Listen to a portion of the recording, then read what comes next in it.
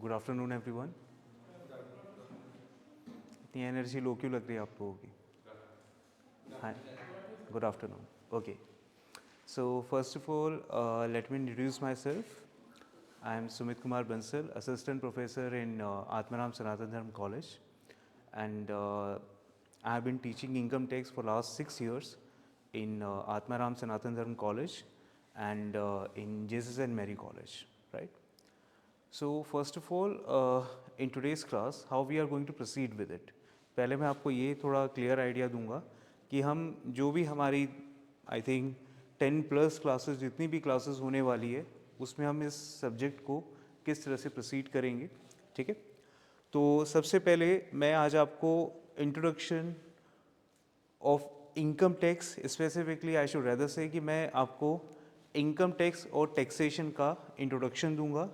Along with it class के last के कुछ पार्ट में, लास्ट के कुछ टाइम में मैं आपको सिलेबस इंट्रोडक्शन भी दूंगा, right? So that we will have clarity over that how we are going to take this subject और आपको अपनी स्टडी कैसे करनी है। Am I clear? सबको क्लियर है? ठीक है।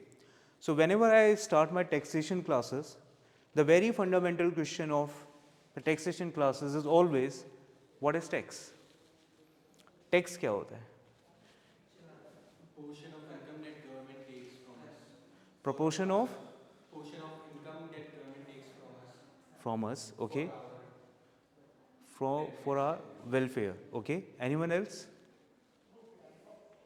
क्या लगता है टैक्स क्या होता होगा? सॉरी, इनडायरेक्ट बेनिफिट मिलता है, ओके। देखिए, जब हम टैक्स की बात कर रहे हैं तो पहले आपको अपने पेपर का नाम पता होना चाहिए। What exactly is the name of your paper? Is it Income Tax Act or something else? कुछ आइडिया इसके बारे में? Income tax, income tax laws and practices, yes और नो? तो अगर आप अपने सब्जेक्ट का नाम देखें, it is income tax laws and practices.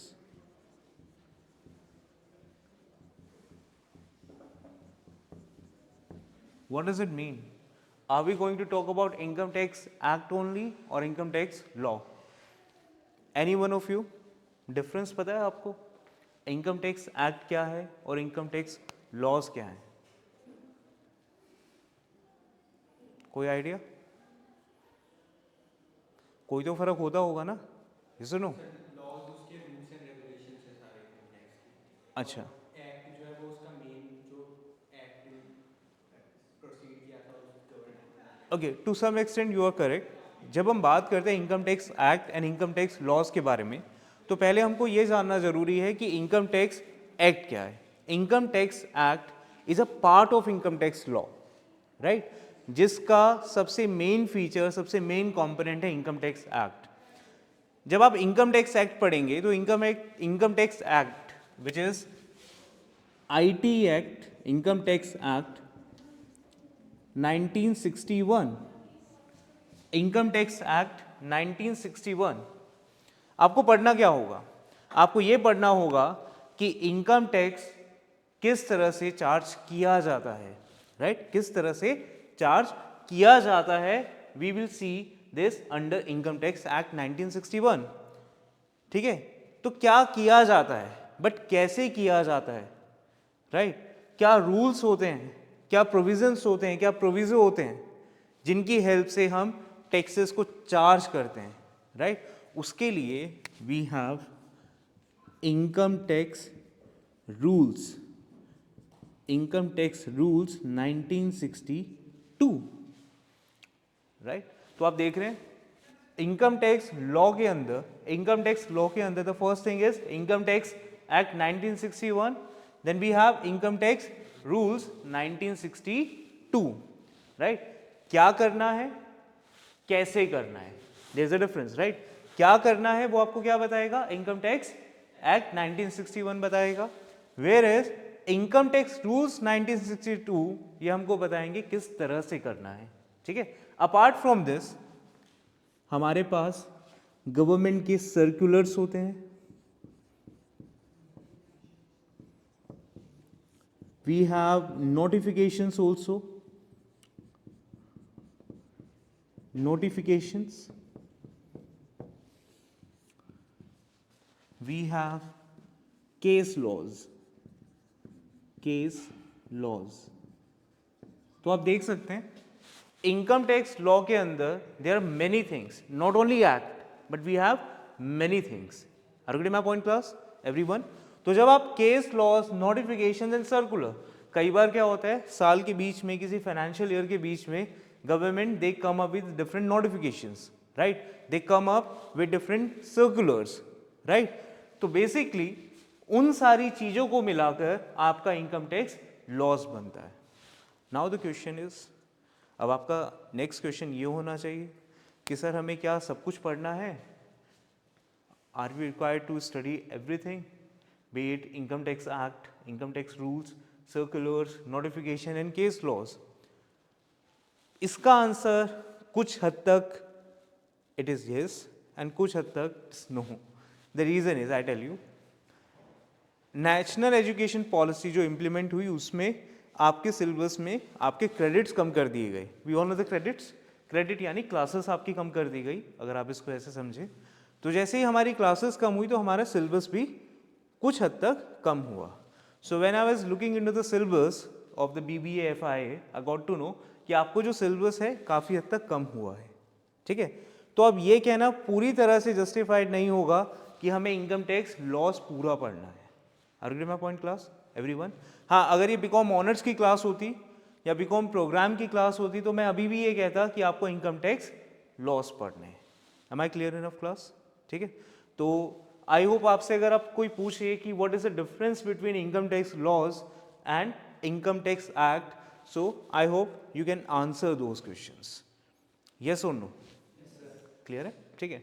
Now come to the main question. ये तो आपका पेपर था, मैंने आपसे पूछा आपका पेपर ये है क्या? ये है.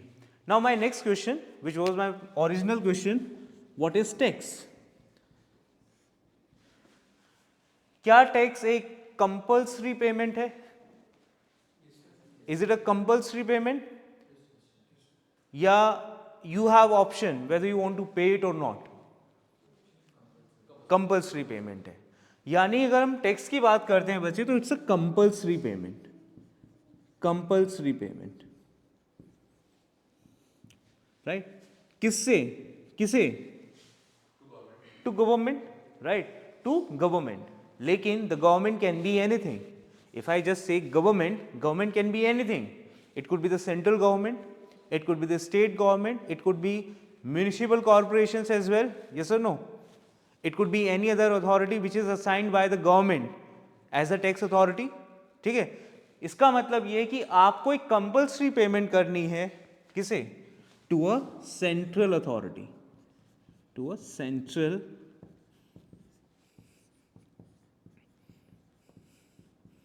अथॉरिटी.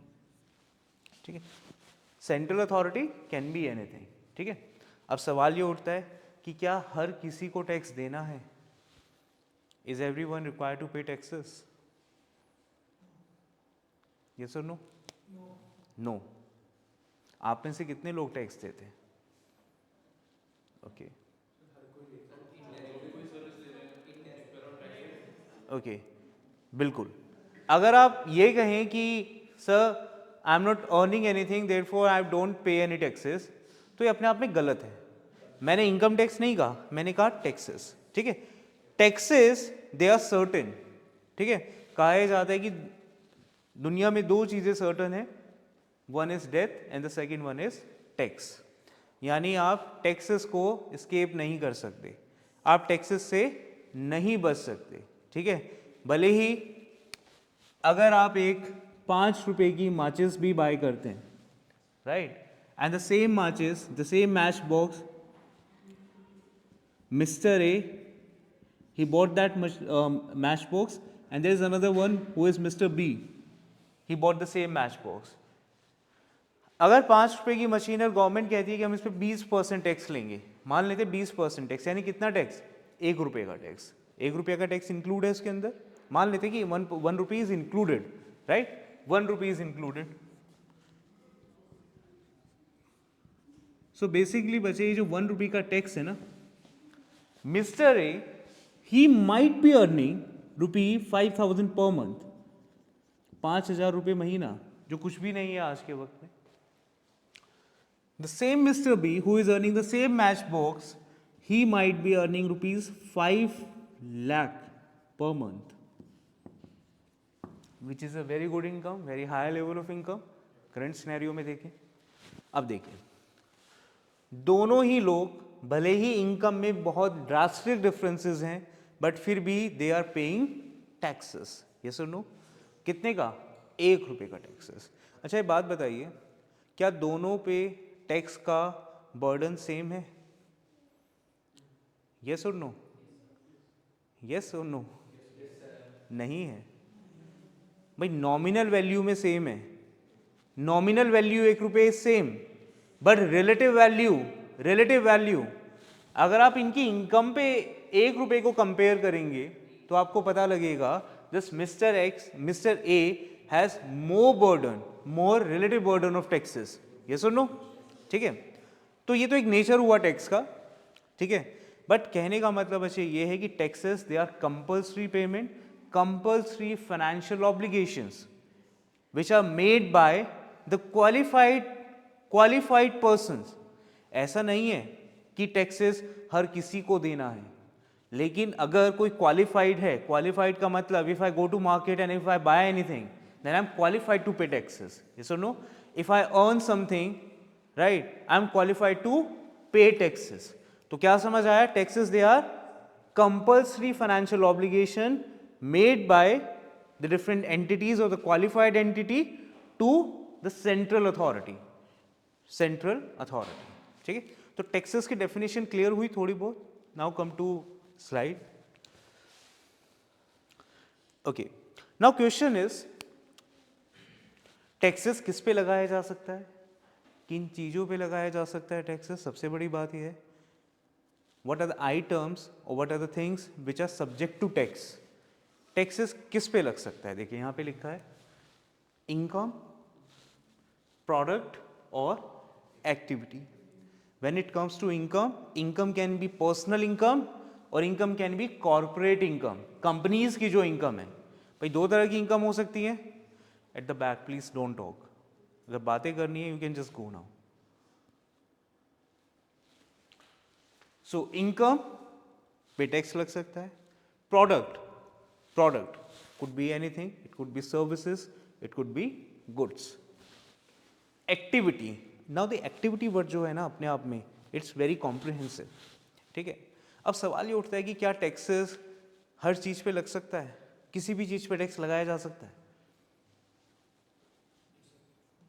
किसी भी चीज पर नहीं लगाया जा सकता. हाँ जी, सर्विस होनी चाहिए. कोई एक्टिविटी पे टैक्स लग सकता है? कोई एक्टिविटी पे टैक्स लग सकता है? ओके एक्सचेंज हो रहा हो किसी उसका तो टैक्स लगता है. Okay, I tell you 1 or 2 example, you will get the very good clarity over it.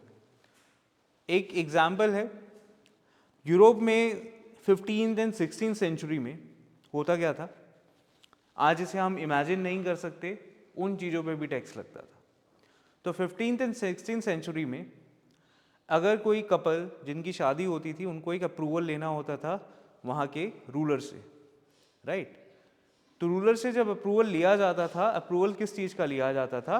To intimate, right, यानी फिजिकल रिलेशन बनाने के लिए शादी के बाद उसका अप्रूवल एक रूलर यानी जो वहाँ का जो शासक था उससे लिया जाता था. और जो अप्रूवल लिया जाता था उसकी एक फ़ी होती थी. यानी कि आप इस चीज़ को इस तरह से समझ सकते हैं कि अगर couple if they are in intimate relationship, if they are in physical relationship at that time in that era that they were required to pay taxes, तो इसका मतलब उस एक्टिविटी पर भी टैक्स लगाया जा रहा था. ये सुन लो, तो ऐसे केसेस आज आपको नहीं मिलेंगे, बट आज से 400-500 साल पहले बहुत अलग अलग चीज़ों पे भी टैक्स लगाए जाते थे. फॉर एग्जाम्पल, अगर मैं इंडिया के एग्जाम्पल लूँ, which is not very old example, India में 18th and 19th सेंचुरी में केरला में एक पर्टिकुलर एरिया है, वहाँ पे विमेंस के ऊपर टैक्स लगाया जाता था. विमेंस महिलाओं के ऊपर टैक्स लगाया जाता था, विमेंस की ब्रेस्ट पर टैक्स लगाया जाता था, ठीक है। विमेंस की ब्रेस्ट पे टैक्स लगने को कहते थे ब्रेस्ट टैक्स, राइट। तो आज के टाइम में अगर आप इसे सोचें, it's so awkward to even think about it, yes और नो। आप पढ़ें इसके बारे में, if you will Google you will get to know कि उसको लेके रेवोल्यूशन हुआ उस वक्त, राइट। उसको फिर हटाया गया टैक्स। पहले क्या हुआ करते थे, जो रेडियो सेट हुआ करते थे, रेडियो सेट, जैसे आज के टाइम में radio normally they are not in existence. मैं ये कहूँगा कि आज के टाइम पे वी डोंट यूज़ रेडियोज़। जो रेडियो जो हुआ करते थे, बड़े बड़े ट्रांजिस्टर्स हुआ करते थे। उन ट्रांजिस्टर्स को अगर आपको यूज़ करना होता था तो उसकी एक फ़ीस आती थी, जो आपको गवर्नमेंट को उसकी फ़ी जमा करनी पड़ती थी। अगर आपके पास रेडियो है तो एक तरह से आप उसकी ड्यूटी पे करते थे गवर्नमेंट को। आज के टाइम पे वो नहीं है। इंग्लैंड में अभी, I know about this, England में अगर आपको कोई लाइव स्ट्रीमिंग करनी है, मान लीजिए आपको हॉट स्टार यूज़ करना है, हॉट स्टार पे लाइव स्ट्रीमिंग यानी कबड्डी के मैचेस की हो सकती है, क्रिकेट के मैचेस की हो सकती है। इंडिया में तो आपको कोई लाइसेंस नहीं चाहिए ना, अपार्ट फ्रॉम सब्सक्रिप्शन और the membership we don't need anything, yes और no, we are not required anything, ठीक है। इंग्लैंड में अगर आपको लाइव स्ट्रीमिंग के लिए कोई भी एप्लीकेशन, कोई भी प्लेटफॉर्म यूज़ करना है तो उसका सब्सक्रिप्शन तो लेना ही लेना है, बट उसके साथ साथ आपको गवर्नमेंट को उसको लाइव स्ट्रीम करने के लिए भी लाइसेंस चाहिए अभी भी। I know this, right. तो कहने का मतलब है tax can be on anything. Tax की जो डेफिनेशन है कि टैक्स किस पे लगाया जा सकता है, किस पे नहीं लगाया जा सकता, it's a very comprehensive definition. समझ आई मेरी बात, ठीक है। इसके साथ साथ ओवर द टाइम टैक्स की एक्टिविटीज़ डिफर करती हैं। जैसे मैंने कुछ एग्जाम्पल दिए आपको मेडिवल टाइम के, पुराने वक्त के, तो उसमें हमें समझ आया कि कुछ ऐसी एक्टिविटीज़ पे टैक्स लगता था जिन पे आज नहीं लगता है, ठीक है। So basically the tax is a very broad area, right. You can not escape from tax liabilities, ठीक है। अभी मैं उस पर नहीं जाऊँगा, it's a live streaming, but there are number of examples. बट आज के वक्त भी गवर्नमेंट ने टैक्स का जो दायरा है, टैक्स का जो कवरेज एरिया है, काफ़ी ज़्यादा बढ़ा दिया है, काफ़ी बड़ा कर दिया है, ठीक है। Now come to this. तो ये चीज़ें क्लियर है आप लोगों को। Tax can be on anything, tax can be on anything, ठीक है। Come, okay, this is the formal definition as we can read. The persons who are taxed have to pay the taxes irrespective of any corresponding return from the goods or services by the government. देखो, the persons who are taxed have to pay taxes, उन्हें tax पे करना है, लेकिन आप government से ये expect नहीं कर सकते कि जितना आप टैक्स देंगे उतने का ही आपको बेनिफिट मिलेगा in return. Are you getting my point? तो टैक्स एक कंपल्सरी पेमेंट है, बट इसका आप कभी कंसिडरेशन एक्सपेक्ट नहीं कर सकते। फर्स्ट डेफिनेशन में if you look this, the persons लिखा है ना, द पर्सन्स। द पर्सन्स का मतलब क्या है यहाँ पे? पर्सन्स एक डेफिनेशन है कि पर्सन होता कौन है। Are you getting my point? भाई पर्सन होता कौन है? तो हाँ जी, ओके, ठीक है। ये जो पर्सन्स की डेफिनेशन है, मैं फॉलोइंग क्लासेस में देखेंगे, आगे आने वाली क्लासेस में देखेंगे, तो आप इसको मार्क भी कर सकते हैं। Persons, we will see the persons क्या होता है, ठीक है। किसे पर्सन कहा जाता है? जिसे पर्सन कहा जाता है, क्या वो टैक्स पे करेगा या नहीं करेगा, उसकी एक अलग डेफिनेशन है फिर, ठीक है। Now the taxes may be imposed on the income and wealth of persons और corporation and at the rate of taxes may vary. ये बात भी क्लियर है? इसका मतलब है कि टैक्स किसी भी चीज़ पे लगाया जा सकता है। आपकी वेल्थ पे भी टैक्स लगाया जा सकता है और आपकी इनकम पे भी टैक्स लगाया जा सकता है, गुड्स एंड सर्विसेज के कंजम्पशन पे भी लगाया जा सकता है, या किसी भी एक्टिविटी पे लगाया जा सकता है, ठीक है। तो जब हम बात करते हैं वेल्थ टैक्स, इंडिया में अभी के टाइम पर, आई जस्ट टेल यू, अभी आगे पढ़ेंगे बट मैं एक आइडिया दे देता हूँ। हमारे यहाँ पर अभी वेल्थ पे टैक्स लगता है बट अलग तरीके से लगता है। हमारे यहाँ पे वेल्थ टैक्स एक्ट कोई नहीं है अभी, there is no wealth tax act in place, ठीक है। इनकम टैक्स के अंदर ही उसका प्रोविजन डाल दिया गया है। बात समझ आया? हाँ जी, नहीं, इट्स नॉट नेसेसरी कि लग्जरी आइटम्स आएंगे। वेल्थ का मतलब क्या है? आपके पास संपत्ति जो है, आज के वक्त में सरचार्जेस आपने सुना होगा, टैक्स के ऊपर टैक्स लगना, that is the impression of wealth tax. ठीक है, गवर्नमेंट ने क्या किया, हमारे पास पहले वेल्थ टैक्स हुआ करता था, पहले गिफ्ट टैक्स हुआ करता था और इनकम टैक्स तो था ही था। गवर्नमेंट ने क्या किया, उन सबको सबस्यूम कर दिया, एक ही टैक्स इनकम टैक्स बना दिया, जिसको अब कहा जाता है इनकम टैक्स एक्ट। उसी के अंदर वेल्थ टैक्स के भी प्रोविजंस हैं, उसी के अंदर गिफ्ट के टैक्स किसके के भी प्रोविजंस हैं। ये सुन लो, क्लियर हो रहा है आप सबको? ठीक है, now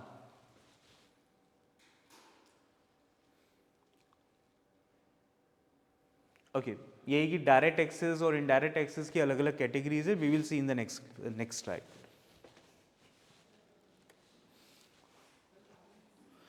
now the question is why taxes are levied.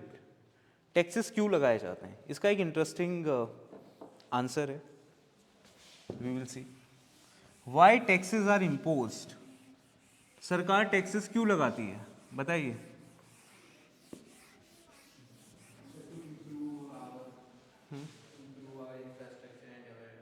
Okay,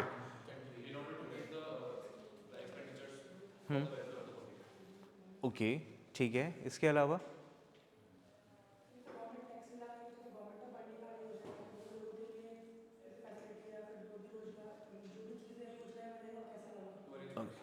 okay, चलो एक एग्जांपल मैं आप लोगों को देता हूँ, आपको क्लैरिटी आएगी। मान लीजिए एक अपार्टमेंट है, देयर इज एन अपार्टमेंट, और जो बच्चे अपार्टमेंट है ना, इसमें 10 फैमिलीज रहती हैं, 10 फैमिलीज, 10 फैमिलीज रहती हैं। और ये जो 10 फैमिलीज हैं, ये डिसाइड कर रही हैं कि देखो हमारे अपार्टमेंट के सामने वाली जो रोड है ना, वो एक वर्किंग कंडीशन में नहीं है, it's in a very bad shape. So what we decide, we collect some funds, चंदा, and then we can make this road in a working condition, right. तो बेसिकली यहाँ पे क्या हुआ है, कलेक्टिव सोसाइटी का एक एग्जाम्पल सामने आया। कलेक्टिव सोसाइटी का मतलब कि सोसाइटी में लोगों ने कलेक्टिवली क्या किया, पैसा इकट्ठा किया, और पैसा इकट्ठा करने के बाद क्या करा, रोड को कंस्ट्रक्ट कराया। ठीक है, ठीक है। अब 10 फैमिलीज ने डिसाइड किया कि ऐसा करना है, तो obviously we need funds for this. तो फंड्स के लिए क्या होगा, आपको 10 फैमिलीज के पास जाना पड़ेगा, सबके गेट्स को नॉक करना पड़ेगा, and you will ask for funds. ठीक है, अब हुआ क्या, 10 में से 6 फैमिलीज एग्री कर गई कि आपको भाई they are ready to contribute. ठीक है, बट जो बाकी 4 फैमिलीज हैं, उन्होंने साफ मना कर दिया। उन्होंने कहा कि देखो हम तो रोड का यूज़ ही नहीं करते। भाई रोड का यूज़ नहीं करते तो उड़ के जाते हो। ठीक है, भाई रोड का यूज़ तो कुछ ना कुछ तो करना पड़ेगा ना। But they are the one जो सबसे ज़्यादा रोड का इस्तेमाल करते हैं, उनकी गाड़ी पूरे दिन यहीं खड़ी रहती है। ठीक है, रोड के ऊपर। ठीक है, रोड पे खाट बिछा लेते हैं गर्मियों में, सर्दियों में सॉरी। ठीक है, धूप आने के लिए। आर्गुमेंट में पॉइंट, इसका मतलब ये है कि 6 लोगों ने डिसाइड कर लिया कि वो फंड्स में कंट्रीब्यूट करेंगे, बट 4 फैमिलीज ने मना कर दिया। ठीक है, तो क्या किया जा सकता है यहाँ पर? कुछ किया जा सकता है, बताओ।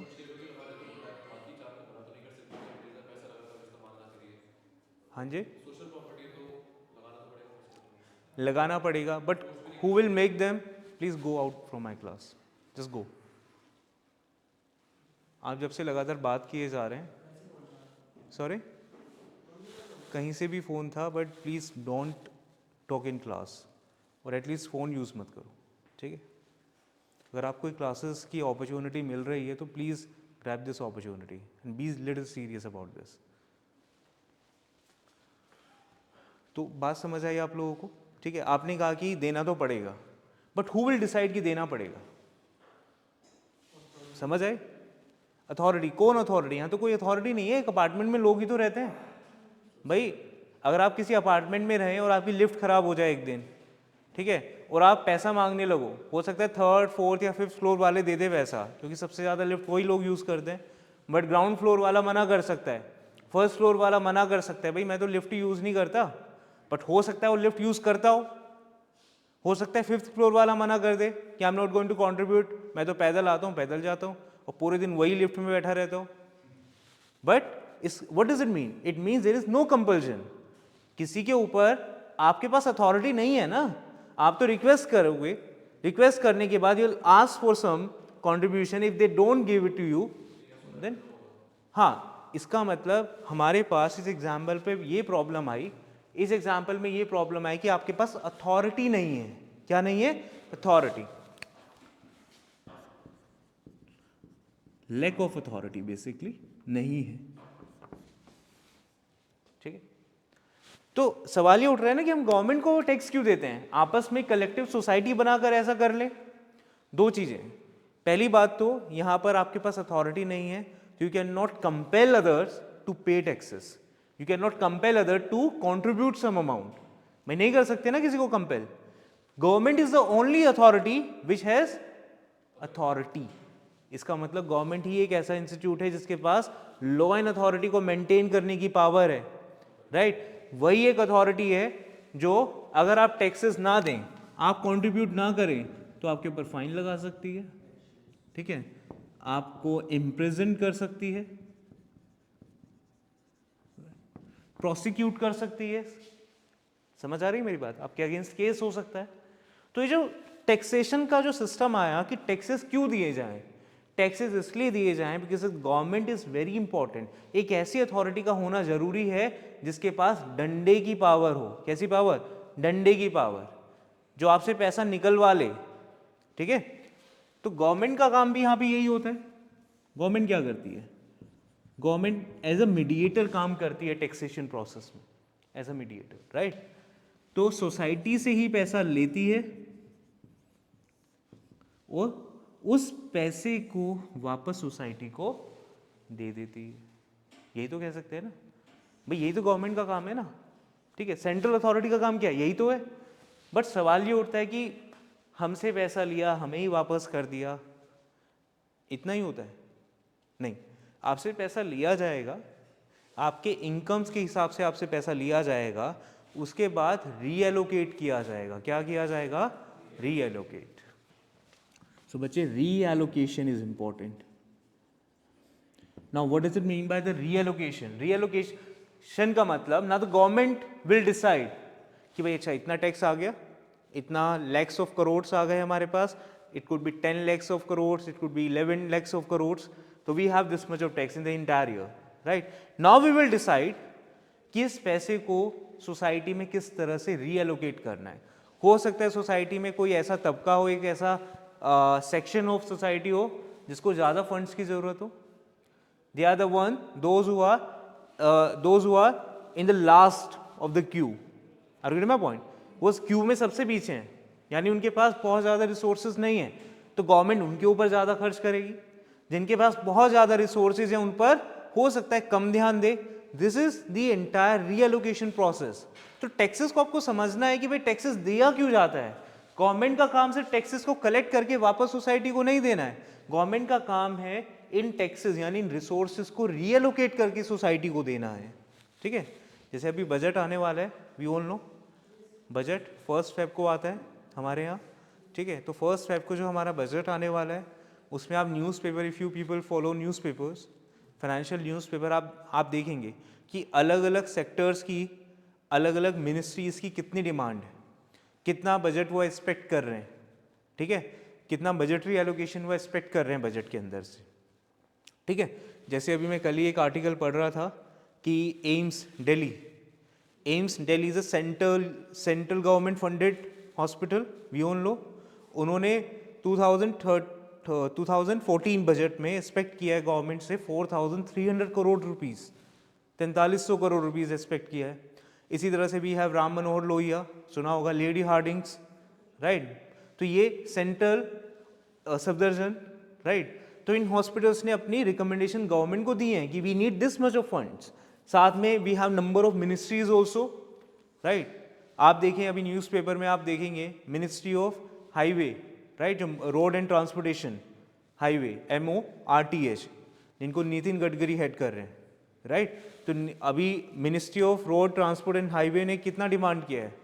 दे are expecting at least 10 lakh crore rupees, 10 trillion rupees उसमें से, क्योंकि क्या करना है, रोड्स बनाने हैं ना, ठीक है. Sorry, I am highly mistaken here, not 10 lakhs crores, it is yes 4.1 lakh crore, 4.1 lakhs crore, ठीक है. उन्होंने इतना पैसा स्पेंड किया है हाईवेज बनाने, ठीक है. तो आप देखें इसका मतलब क्या है. इस एग्जाम्पल का मैं देखो इस पर इसलिए फोकस कर रहा हूँ because you must know the fundamentals कि टैक्सेस की शुरुआत क्यों हुई. गवर्नमेंट का काम बच्चे यहाँ पे रीएलोकेशन है. अब गवर्नमेंट, सबसे बड़ी प्रॉब्लम तो गवर्नमेंट की यही होती है ना कि हम कैसे रीएलोकेट करें फंड्स को, ठीक है. तो ये अगर आपसे कोई पूछे कि why taxes are paid and why we pay taxes to the government, because government is the only authority which has law and order power, जिसे डंडा पावर कह सकते हैं. Government is the only authority which can reallocate resources. Problem कब आती है? Problem तब आती है जब गवर्नमेंट करप्ट हो जाती है. कोई भी देश की सरकार अगर करप्ट हो जाए तो आप देंगे 1 रुपया और आपके ऊपर खर्च होगा 18 पैसे, एलोकेट नहीं हुआ ना. बाकी के 82 पैसा कहाँ चले गए? करप्शन में चले गए. ये सुनो, किसी भी कंट्री की जो सबसे बड़ी प्रॉब्लम है वो यही है कि आप देते 1 रुपये का टैक्स है, लेकिन घूम फिर कर आपके ऊपर अगर 18 पैसे खर्च हो रहा है, इसका मतलब there is a big problem, there is a massive leakage, ठीक है. थोड़ा बहुत लीक समझ आता है कि गवर्नमेंट को भी अपने इंस्टीट्यूशंस को रन करना है, अपनी सैलरीज लेनी है, गवर्नमेंट को चलाना है, तो उसके लिए दे रिक्वायर फंड्स. बट उसमें से इतना बड़ा अगर पैसा निकल जाएगा, इसका मतलब एलोकेशन सही से नहीं हुआ, ठीक है. Now you just read this.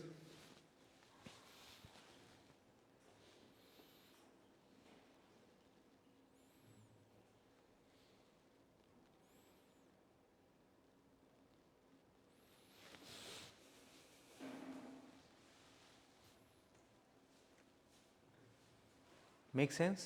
समझ आ रहा है? वही हमने डिस्कस किया.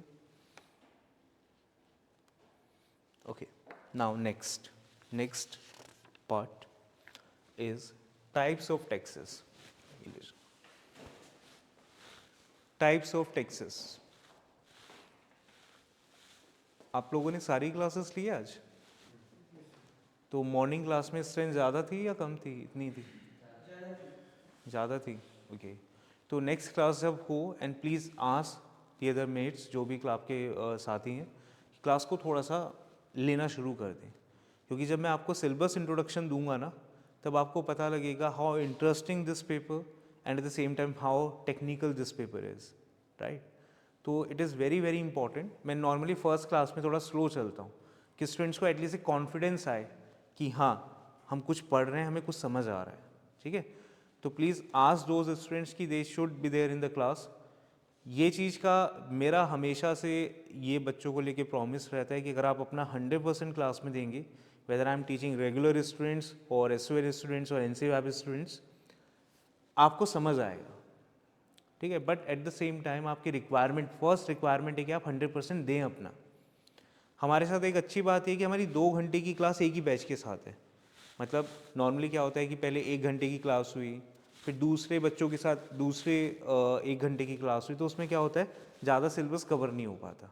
But in your case will be easily cover, I mean not easily, but हम काफ़ी हद तक सिलेबस को कवर अच्छे से कर पाएंगे अगर आप लोग कोऑपरेट करेंगे, ठीक है. तो now look at this types of taxes. क्या देखने में पता लग रहा है? Okay, now if you look at this, indirect taxes वाली जो गठरी है वो बहुत बड़ी है और डायरेक्ट टैक्सेस वाली गठरी छोटी है.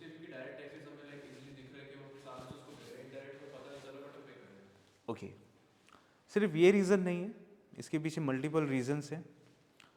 पहले तो हम ये बात कर लेते हैं कि what are the direct and indirect taxes, then I let you know this screen कि किस तरह से हमारे देश में डायरेक्ट एंड इनडायरेक्ट टैक्सेस का कॉम्पोजिशन क्या होता है. पहले एक बार हम वो समझ लेते हैं. Now look at this types of taxes. As you can see here, types of taxes. कितनी तरह के टैक्स हैं? On the basis of burden, on the basis of ultimate burden of taxes, यानी टैक्सेस का अल्टीमेट बर्डन किसके ऊपर पड़ेगा, उस बेसिस पे हम टैक्स को डिवाइड कर सकते हैं into two categories. One is direct taxes and the second one is indirect taxes. ठीक है. Now what are direct taxes? Income tax is a direct tax. Okay. Property tax is a direct tax. Yes. And corporate tax is also a direct tax. Companies के ऊपर जो tax लगता है वो भी direct tax होता है. ठीक है. ये होते क्या हैं लेकिन डायरेक्ट टैक्स? ये तो आपने एग्जाम्पल्स दिए कि ये डायरेक्ट टैक्सेस हैं. But if you have to define the direct taxes, how would you define direct taxes? There is no middleman. Okay. Anyone else?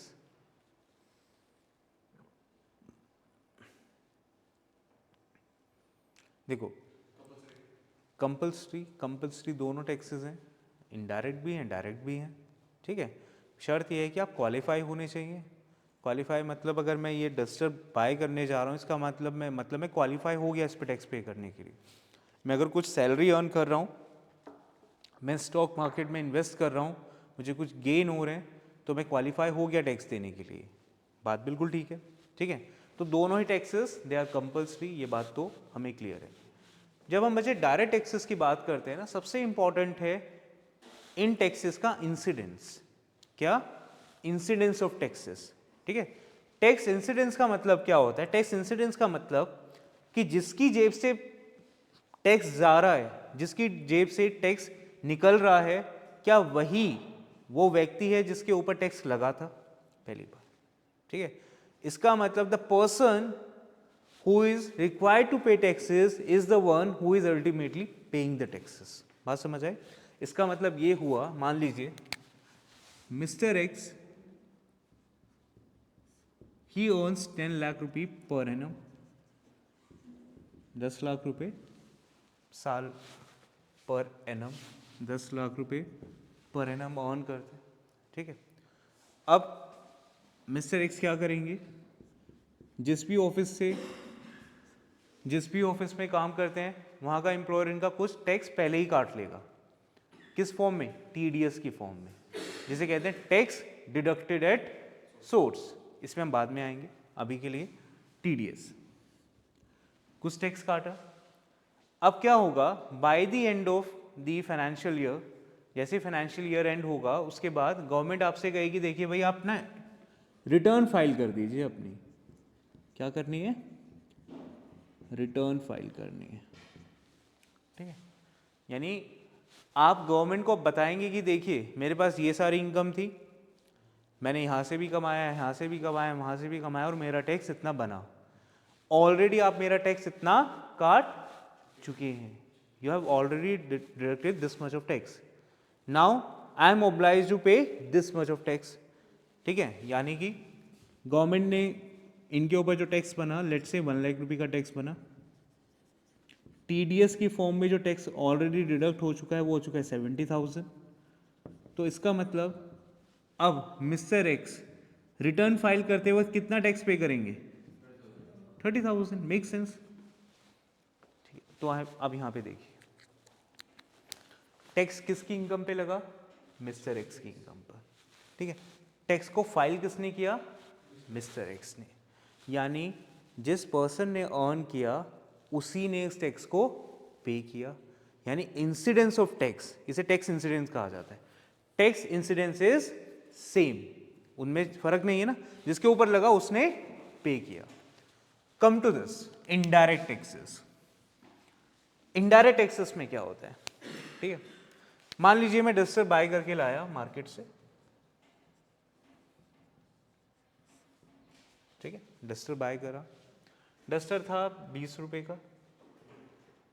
Government ने कहा कि देखो 20 रुपए पे ना हम 18% टैक्स लेते हैं. ठीक है. 20 रुपए पे 18 कितना हुआ? 3 रुपये 60 पैसा. राइट. तो 3 रुपये 60 पैसा ये, 20 रुपये ये, कितना हुआ? 23.60. तो आपको कितने पे करने पड़े? 23 रुपये 60 पैसा. ये सुनो, प्राइस कितना था?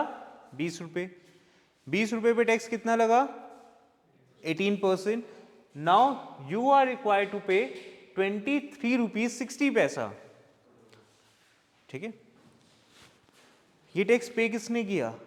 हमने किया, अल्टीमेटली तो हमने पे किया ना, हम डस्टर बाय करके लाए। बट इसका रिटर्न, जीएसटी रिटर्न फाइल करना, कि गवर्नमेंट को टैक्स पे करना, क्या ये काम हमने किया? हमने नहीं किया। समझ आ रहे? ठीक है। हुआ क्या, जब ये डस्टर बन रहा था तो मैन्युफैक्चरर के ऊपर भी कुछ टैक्स लगा था। जब इस डस्टर के मैन्युफैक्चरर ने इसको बनाया होगा तो उसके ऊपर भी कुछ टैक्स लगा। उसने प्राइस बढ़ा के किसे दे दिया? होलसेलर को। होलसेलर के ऊपर भी कुछ टैक्स लगा क्योंकि उसने वैल्यू एडिशन किया था। वैल्यू एडिशन का मतलब समझते हो ना भाई, 20 रुपए का आया उसने 25 में बेच दिया तो 5 रुपए का वैल्यू एडिशन हुआ ना, राइट। होलसेलर ने अपना बर्डन किसे ट्रांसफर कर दिया? रिटेलर को। और अल्टीमेटली रिटेलर ने कस्टमर को। समझ आया? तो देखो सबने अपने बर्डन ट्रांसफर कर दिए एंड नाउ द कस्टमर ही is required to pay those taxes. Ultimately पे कौन कर रहा है? कस्टमर। और बाकी लोगों ने अपने बर्डन को ट्रांसफर कस्टमर पे कर दिया। यही होता है ना गुड्स एंड सर्विसेज के केस में। क्लियर? तो बच्चे कहने का मतलब ये है, imposed on goods and services and paid to the government via third party। Third party क्या है? could be anyone। मैन्युफैक्चरर अपने लेवल पे करेगा, होलसेलर अपने लेवल पे टैक्स जीएसटी रिटर्न फाइल करेगा, रिटेलर अपने लेवल पे करेगा, लेकिन इसका इम्पैक्ट जेब पे किसकी पड़ा? कस्टमर की। समझ आई मेरी बात? ठीक है। तो इसलिए इसे इनडायरेक्ट टैक्स कहा जाता है क्योंकि इसका टैक्स इंसिडेंट अलग होता है। Am I clear enough class? Everyone, so far so good? सबको समझ आ रहा है? ठीक है। हाँ जी। नहीं, मिस्टर एक्स कुछ नहीं कर रहा फर्स्ट केस में। डायरेक्ट में? अच्छा, रिटर्न फाइल का मतलब आप क्या कहना चाहते हैं, क्या पूछ रहे हैं? गवर्नमेंट को हम फाइल करते हैं। इनकम टैक्स का जो पोर्टल होता है वहाँ पे हम पोर्टल के थ्रू टैक्स पे करते हैं। और आपका लॉगिन आईडी होता है, आपका पैन नंबर होता है, आपका इनकम टैक्स का पोर्टल बना होता है। ठीक है। आई डोंट नो आप में से कितनों का बना होगा पोर्टल पर, उसको साइन इन करके या साइन अप करके आप बनाते हैं। ठीक है। तो आप उसके थ्रू इनकम टैक्स पे करते हैं। ठीक है। आगे की क्लासेस में मैं कोशिश करूँगा कि मैं दिखाऊँ भी स्क्रीन पर कि किस तरह से हमारा पोर्टल होता है, क्या पोर्टल रिफ्लेक्ट करता है। ठीक है। Now is this example clear everyone? तो क्या हमारी कंट्री में अब नेक्स्ट सवाल ये है कि क्या टैक्स अथॉरिटीज एक ही हैं? नहीं, अलग अलग टैक्स अथॉरिटीज हैं। डायरेक्ट टैक्सेस के लिए अलग अथॉरिटी है और इनडायरेक्ट टैक्सेस के लिए अलग authority. As you can see here, CBDT. Direct taxes के लिए we have central board of direct taxes, and for indirect taxes we have central board of indirect taxes and customs, IC, indirect taxes and customs. ठीक है। तो types कितने होते हैं tax के? Direct taxes कितनी तरह के हैं, कुछ पता है? इनकम टैक्स बताइए। मैंने थोड़ी देर पहले इसका आंसर दिया था वैसे आप लोगों को। इंडिया में अभी हमारे यहाँ डायरेक्ट टैक्सेस कितनी तरह के हैं? जीएसटी इनडायरेक्ट टैक्स है ना, GST is an indirect tax. देखिए डायरेक्ट टैक्सेस में इनकम टैक्स, ठीक है, इनकम टैक्स का ही पार्ट है वो। ठीक है।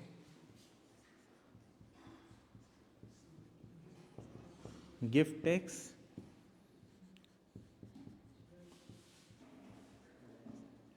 Wealth tax. अभी तक ये होता था, यानी इनकम टैक्स अलग, वेल्थ टैक्स का एक्ट अलग और गिफ्ट टैक्स का एक्ट अलग। तो क्या हुआ, ओवर द टाइम गवर्नमेंट ने क्या किया, टू मेक इट सिंप्लीफाइड, इसको सिंप्लीफाई करने के लिए गवर्नमेंट ने क्या किया, गिफ्ट टैक्स हटा दिया। हटाने का मतलब ऐसे नहीं कि गिफ्ट पे टैक्स नहीं लगेगा, इसका मतलब है gift tax is now removed, और जो गिफ्ट टैक्स की जो प्रोविजन है वो कहाँ चले गए? इनकम टैक्स में चले गए, right.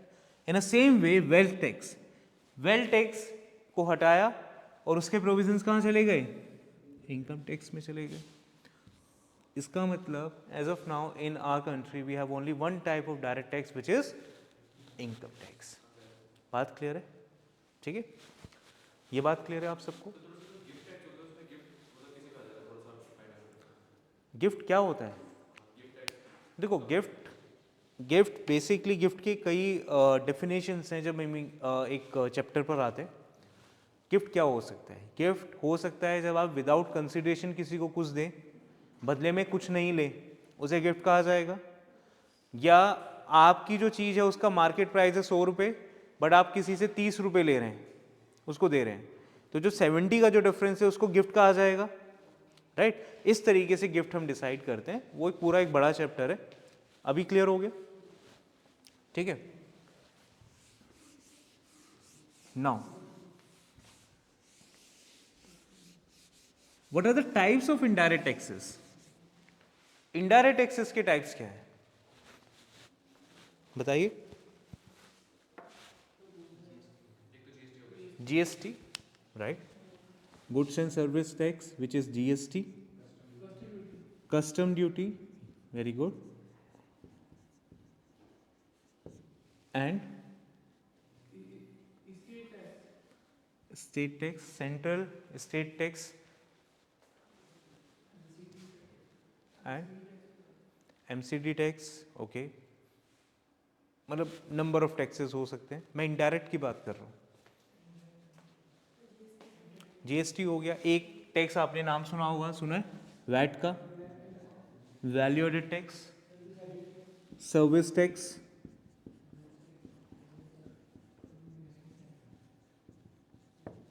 Right, and many others, बहुत सारे थे। हाँ जी, अभी मैं आ रहा हूँ, उस पर ही आ रहा हूँ, ठीक है। तो पहले क्या हुआ करता था, यानी प्रायर 2017, 2017 से पहले हमारे पास बहुत सारे इनडायरेक्ट टैक्सेस हुआ करते थे। There are more than 32 indirect taxes exist in our country. State level पे अलग अलग थे, अभी भी हैं स्टेट लेवल पर, बट हुआ क्या, 2017 के बाद गवर्नमेंट ने क्या किया, जीएसटी ए टैक्स बनाया which is the goods and services tax. Goods और सर्विस पे टैक्स लगने वाला एकमात्र टैक्स, जिसे गुड्स एंड सर्विसेज टैक्स कहा गया। Apart from this custom duty, custom duty, आज के वक्त में वैट नहीं है, आज के वक्त में सर्विस टैक्स नहीं है, ठीक है। और ऐसे 30+ टैक्सेस अभी नहीं है, नहीं होने का मतलब they are now subsumed in GST. Am I clear. तो कहने के लिए आज हमारी कंट्री में वी हैव 2 टैक्सेस स्पेसिफिकली। हाँ, एक्साइज ड्यूटी आप बोलें, excise duty, yes we have excise duty, we have VAT also, but in a very आप कह सकते हैं बहुत छोटे पोर्शन पर। जैसे पेट्रोलियम प्रोडक्ट्स आपने सुना होगा, पेट्रोलियम्स, पेट्रोलियम पे जीएसटी लगता है, नहीं लगता, नहीं लगता, पेट्रोलियम प्रोडक्ट पे जीएसटी नहीं है। इसी तरह से लीकर, शराब के ऊपर जीएसटी है, नहीं है, ठीक है। उसके पीछे अलग कारण है, स्टेट गवर्नमेंट रजिस्ट करती है उसको, ठीक है, वो एक अलग इशू है। तो अभी के लिए हमें समझ क्या आया, इनडायरेक्ट टैक्सेस अभी के लिए as of now we have 2 types of indirect taxes, they are GST and custom duties. And direct taxes की फॉर्म में we have only income tax. बात क्लियर हुई है। सिगरेट्स एंड ओके, हाँ, तो उसका कारण क्या है। मैंने कब कहा टैक्स नहीं लगता, मैंने कहा कि जीएसटी नहीं लगता, जीएसटी नहीं लगता, पेट्रोलियम पे जीएसटी नहीं लगता, इन पे वैट है, एक्साइज ड्यूटी है, एक्साइज ड्यूटी सेंट्रल गवर्नमेंट का इसमें पोर्शन होता है, वैट स्टेट गवर्नमेंट का पोर्शन होता है, ठीक है। अभी हम उस पर नहीं आ रहे हैं क्योंकि वो बहुत छोटे देर आर 5-6 आइटम्स ओनली जिनके ऊपर जीएसटी नहीं है। अपार्ट फ्रॉम दिस हर एक आइटम के ऊपर जीएसटी है। तो लार्जर सेंस में अगर हम समझें, so we can understand the GST and the custom duty, they are the major type of indirect taxes. Am I clear? Direct and indirect tax में कोई प्रॉब्लम, अच्छे से क्लियर हो रहा है, ठीक है, okay. Now next question is अब इम्पोर्टेंट ये भी हो जाता है समझना कि भाई दोनों टैक्सेस का नेचर कैसा है, राइट? आप कह सकते हैं कि सर हम दो अलग अलग टैक्सेस क्यों रख रहे हैं, एक ही टैक्स बना लेते हैं। ऐसी कुछ यूरोपियन कंट्रीज हैं जिनमें एक ही तरह के टैक्स हैं, एक ही टैक्स है, they are not charging two different types of taxes, right? तो ऐसा क्या कारण है कि इन दोनों टैक्सेस को एक बनाया जा सकता है या नहीं बनाया जा सकता? अगर नहीं बनाया जा सकता तो क्यों नहीं बनाया जा सकता?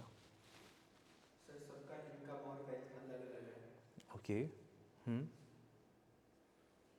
इसलिए सभी क्वालिफाइड टू पे नहीं है। Okay, anyone else? बताइए।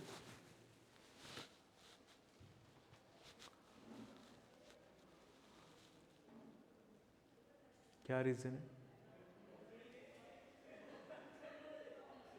देखो, इस सवाल का आंसर देने से पहले ना इन दोनों टैक्सेस का नेचर समझना जरूरी है, ठीक है? Direct taxes is what? Income tax. अभी के लिए व्हेन आई से डायरेक्ट टैक्स, इसका मतलब मैं इनकम टैक्स बोल रहा हूं, ठीक है? तो जो इनकम टैक्स है, ओके, जो इनकम टैक्स से बचे, ये कैसा टैक्स होता है? अगर मान लीजिए एक मिस्टर एक्स है, वो कहता है जी मैं 10 लाख रुपए पर एनम अर्न करता हूँ, 10 लाख पर एनम अर्न करता हूँ। और एक मिस्टर वाई है, ही earns rupees 2 lakh per annum. तो देखो, क्योंकि इसका नाम इनकम टैक्स है तो इट मेक सेंस कि जो जितना ज़्यादा अर्न करता है उसको उतना ज़्यादा टैक्स देना पड़ेगा। सही बात है ना? Make sense. जो कम अर्न करता है उसको कम टैक्स देना पड़ेगा। तो इनकम टैक्स का एक नेचर ऐसा है कि जितना ज़्यादा आपकी इनकम होगी उतना ही ज़्यादा आपके ऊपर टैक्स लाइबिलिटी होगी। जितनी कम आपकी इनकम होगी, हो सकता है गवर्नमेंट आपसे टैक्स ले ही ना। और ऐसा है भी हमारी कंट्री में। अभी के लिए अगर आप 5 लाख तक अर्न करते हैं, 5 लाख तक, इसमें भी अलग अलग तरह के टैक्सेशन सिस्टम है, बट अभी टू मेक इट सिंपल मैं अभी 5 लाख बोल रहा हूँ। बोलने को तो आप 7.5 लाख भी बोल सकते हैं, बट अभी मैं वो नहीं कह रहा कि कंफ्यूज हो जाएंगे आप फिर। तो अभी के लिए बाय एंड लार्ज गवर्नमेंट कहती है देखो अगर आप 5 लाख तक अर्न करते हो ना, हम आपसे टैक्स नहीं लेंगे। 5 लाख से ज़्यादा अर्न करोगे तो ज़्यादा टैक्स लेंगे, 10 लाख से ज़्यादा अर्न करोगे तो और ज़्यादा टैक्स लेंगे। तो इसका मतलब है जैसे जैसे आपकी अर्निंग बढ़ती गई, आपके ऊपर टैक्स भी इंक्रीज होता गया। ये सुनो, कहाँ पर है attendance sheet?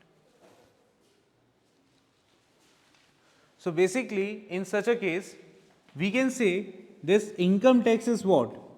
This income tax is progressive tax. कैसा टैक्स है? अभी करना है? हाँ ठीक।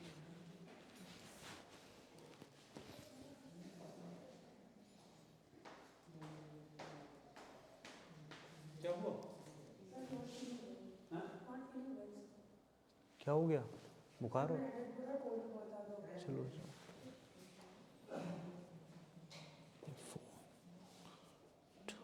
Second year.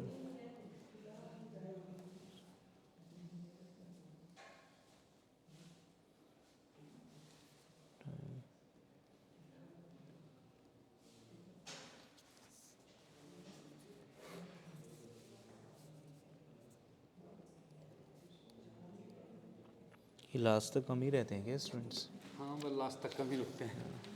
कुछ सब्जेक्ट के ऊपर भी है। नहीं, इनकम टैक्स है तो आने चाहिए बच्चे को। नहीं, कोर पेपर है तो कोर पेपर है, आएंगे नेक्स्ट। आना चाहिए था। मैंने यही कहा है कि नेक्स्ट क्लास तक कम ही रुकते हैं बच्चे। और आज वैसे भी फर्स्ट क्लास है। If you have any group, कोई व्हाट्सएप ग्रुप बना हुआ है आप लोगों का, तो उस पर प्लीज़ इन्फॉर्म भाई इनकम टैक्स की क्लास, ठीक है? देखो पढ़ने और पढ़ाने का ना मज़ा तब है जब ज़्यादा स्टूडेंट्स होते हैं, इंगेजमेंट ज़्यादा रहती है, ठीक है? अदरवाइज़ मेरी आदत नहीं है 6-7 बच्चों को पढ़ाने की। एनीवेज, अच्छा समझ आ रहा है आप लोगों को?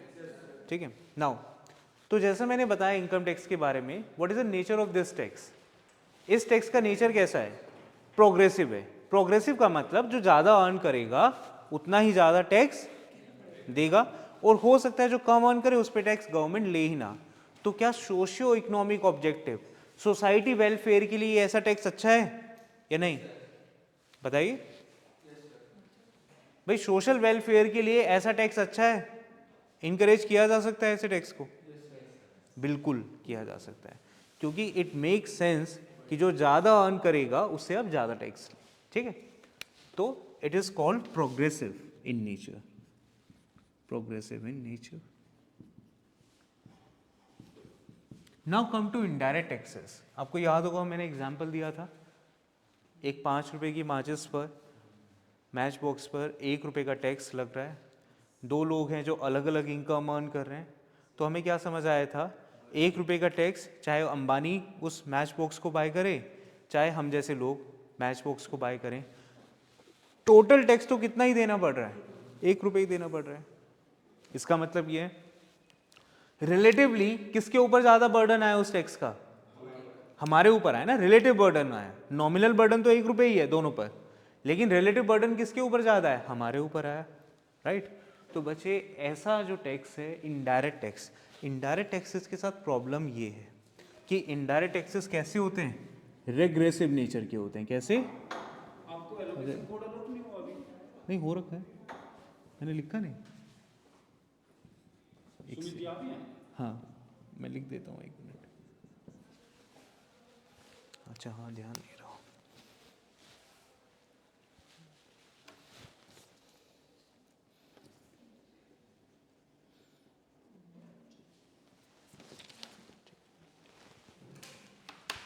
ओके सो अच्छा 1930। हाँ 1933, रिग्रेसिव इन नेचर, ठीक है। तो ये टैक्स बेसिकली सोशल वेलफेयर के लिए अच्छे नहीं है, ठीक है। सोशल वेलफेयर के लिए इनको ज़्यादा इंकरेज नहीं किया जा सकता। तो आप देख सकते हैं क्योंकि इन दोनों टैक्सेस का नेचर अलग अलग है, they are progressive in nature, they are regressive in nature. तो आप एज अ गवर्नमेंट किस टैक्स को प्रमोट करना चाहेंगे, प्रोग्रेसिव नेचर वाले, क्योंकि सोसाइटी में गवर्नमेंट का एक रोल ये भी है सोशल वेलफेयर करना। सोशल वेलफेयर तब तक नहीं हो सकता जब तक अमीर और गरीब के बीच में डिफरेंसेस ज़्यादा होंगे। यही तो है ना सबसे बड़ी प्रॉब्लम, खासकर if I talk about the developing economies. Developing economies का सबसे बड़ा प्रॉब्लम क्या है, सबसे बड़ी प्रॉब्लम ही डेवलपिंग इकोनॉमी की है कि there is a huge gap, there is a huge disparity in the income level. अमीरों के पास बहुत ज़्यादा पैसा है, वो गरीबों के पास बहुत कम पैसा है। तो बेसिकली डायरेक्ट टैक्सेस को बच्चे हर डेवलपिंग कंट्री में इसलिए इनकरेज किया जाता है so that they bring they can bridge the difference between havers and non havers, यानी अमीर और गरीब के बीच में डिफरेंस को कम करें। क्लियर है? बट होता क्या है, now come to my first slide, ये वाली स्लाइड। अब आप देख सकते हैं कहीं ना कहीं इनडायरेक्ट टैक्सेस का बोझ ज़्यादा है, डायरेक्ट टैक्सेस का बोझ कम है, एंड इट इज़ ट्रू। क्यों? जब हम डायरेक्ट टैक्सेस की बात करते हैं ना, अच्छी बात यह है कि प्रोग्रेसिव हैं, बट इनके साथ थोड़ा सा गलत बात ये हो जाती है कि इसमें टैक्स चोरी बहुत ज़्यादा होती है। There is a massive tax leakage, massive tax evasions, tax evasion. कोई भी कंट्री जितनी कम फॉर्मल इकोनॉमी होगी, राइट, उतना ही ज़्यादा वहाँ पे टैक्स की चोरी उतनी ही ज़्यादा होगी। आप अपने आसपास देख भी सकते हैं, एविडेंट है बहुत हद तक। कुछ ऐसे हमारे आसपास ऐसे कुछ शॉप्स होती हैं, खासकर खाने पीने के सामान की, जहाँ पे भीड़ लगी रहती है, right. It could be momo shop, it could be chole bhature, it could be anything else, right. कचौरी हो गई, ठीक है। एंड समटाइम वी वंडर कि अरे पैसा कितना कमाता होगा सुबह से शाम तक, ठीक है, इसको 1 मिनट की फुर्सत नहीं मिलती, ठीक है, इसे एक्स्ट्रा सब्जी मांगो मना कर देता है, ठीक है, फिर भी लोग खाते हैं, रूडली बात करता है तब भी खाते हैं लोग। हो सकता है ना possible, how much he earns. तो समटाइम वी वंडर कि यार मैं सूट बूट पहन के जाता हूँ तब भी मैं 50,000 या 60,000 कमाता हूँ, और ये बिल्कुल अपना मस्त बैठा हुआ है सुबह से शाम तक, और आप हिसाब लगा रहे हैं बैठकर कि भाई ये तो 10 लाख रुपए कमा लेता होगा महीने में, कुड बी पॉसिबल, यस और नो? बट हो सकता है, बहुत हद तक पॉसिबल है कि वो टैक्स ना दे रहा हो इतना कमा कर भी, और आप इतना कमा कर भी टैक्स दे रहे हो, कुड बी पॉसिबल, ठीक है? ऐसा क्यों? ऐसा इसलिए कि जो डेवलपिंग इकोनॉमीज़ होती हैं, जो गरीब देश होते हैं, उसमें ये प्रॉब्लम एग्जिस्ट करती है, क्योंकि वहाँ की जो बड़ी पॉपुलेशन है, पॉपुलेशन का जो लार्ज प्रोपोर्शन है, लार्ज जो रेशियो है पॉपुलेशन का, वो इनफॉर्मल इकोनॉमी में काम करते हैं। यानी कि जहाँ पर पैसों का कोई ऐसा हिसाब किताब नहीं होता, कोई पर्टिकुलर इनकम नहीं होती, गवर्नमेंट के अंडर वो इनकम नहीं होती। समझ आ रहा है मेरी बात? तो ऐसे केस में टैक्सेस की चोरियाँ ऐसे देशों में ज़्यादा होती हैं, विच इज़ नॉट गुड, ठीक है? तो डायरेक्ट टैक्सेस अच्छे हैं, सोशियो इकोनॉमिक ऑब्जेक्टिव को प्रमोट भी करते हैं, yes, they promote socio economic objectives, but at the same time what, इनमें टैक्स इवेजन ज़्यादा होता है। अब मैं अपनी कंट्री का एग्जांपल लूँ, हमारे यहाँ पे कितने लोग टैक्स पे करते हैं, right? What do you think, how many percent of our population they pay taxes, income tax? कितना? 10%, okay? 10% और 30% नहीं देते। अगर 30% पे करते तो हम कहाँ से कहाँ होते आज के वक्त, है ना? आज अभी तक हम डेवलप्ड नेशन बन चुके होते। हाँ जी, 2% आज से 7-8 साल पहले तक रहता था, ठीक है? अभी ये 3 या 3.5-4% के आसपास है। यानी कि पूरी पॉपुलेशन का, जितनी भी हमारी पॉपुलेशन है, उसका सिर्फ 3 से 4% लोग इनकम टैक्स रिटर्न फाइल करते हैं। उसमें से भी टैक्स कितने देते हैं? नहीं, ऐसा नहीं है, बट 3% तक हम मानते हैं। अभी जो करंट डेटा है गवर्नमेंट का, उसके हिसाब से 3% लोग टैक्स पे कर रहे हैं हमारी कंट्री में। हाँ, पे कर रहे हैं 3%। नाउ इमेजिन, फाइलिंग तो है अभी अच्छी खासी है, 5% के आसपास जा चुकी है। हमारे यहाँ लास्ट ईयर का डेटा है, 2022-23 का डेटा है कि 5% लोग तक कर रहे हैं। 6 करोड़ से ज़्यादा ITR फाइल हुई थी, तो उसका 5% मान सकते हैं, given are population is 1.3 crore billions, right? तो अब देखिए, यानी कि आप अपने आसपास देखेंगे, लोगों के घर में गाड़ियाँ हैं, बड़ी बड़ी गाड़ियाँ हैं, लेकिन जब टैक्स की बात आती है तो टैक्स सिर्फ कितने दे रहे हैं? ओनली 3%। इसका मतलब है कहीं ना कहीं टैक्स की चोरी हो रही है, and which is true in case of income tax. ये मेजर प्रॉब्लम है किन कंट्रीज के साथ?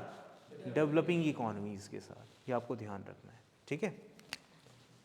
इनकम टैक्स अच्छे हैं, सोशियो इकोनॉमिक ऑब्जेक्टिव को अचीव करते हैं, but the down side is tax evasion ज़्यादा है। जैसे मैंने बताया, only 3% in India pay direct taxes.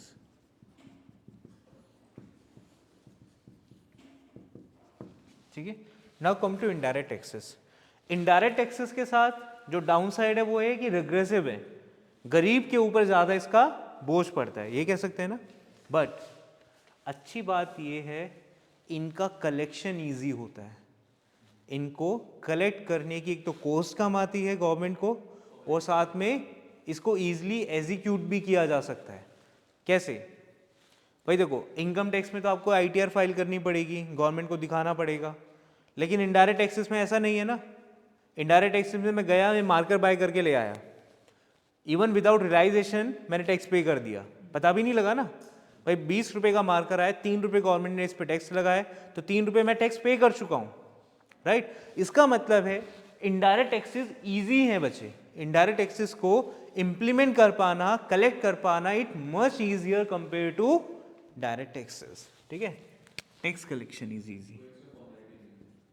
Form देखो, ऐसा नहीं कि इनडायरेक्ट टैक्सेस की चोरी नहीं होती है, पूरी तरह से ये कहना कि इनडायरेक्ट टैक्सेस की चोरी नहीं होती, ये भी गलत है। बट इनमें जो चोरी यानी टैक्स इवेजन है, बहुत कम होता है कंपेयर टू डायरेक्ट टैक्सेस।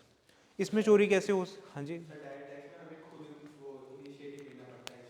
खुद भी लेना पड़ता है, आपको पे करना पड़ता है, आपको फॉर्मेलिटीज़ करनी होती है। यहाँ पे ऐसा नहीं, यहाँ पे गवर्नमेंट को देखना पड़ता है कि कौन कितना अर्न कर रहा है।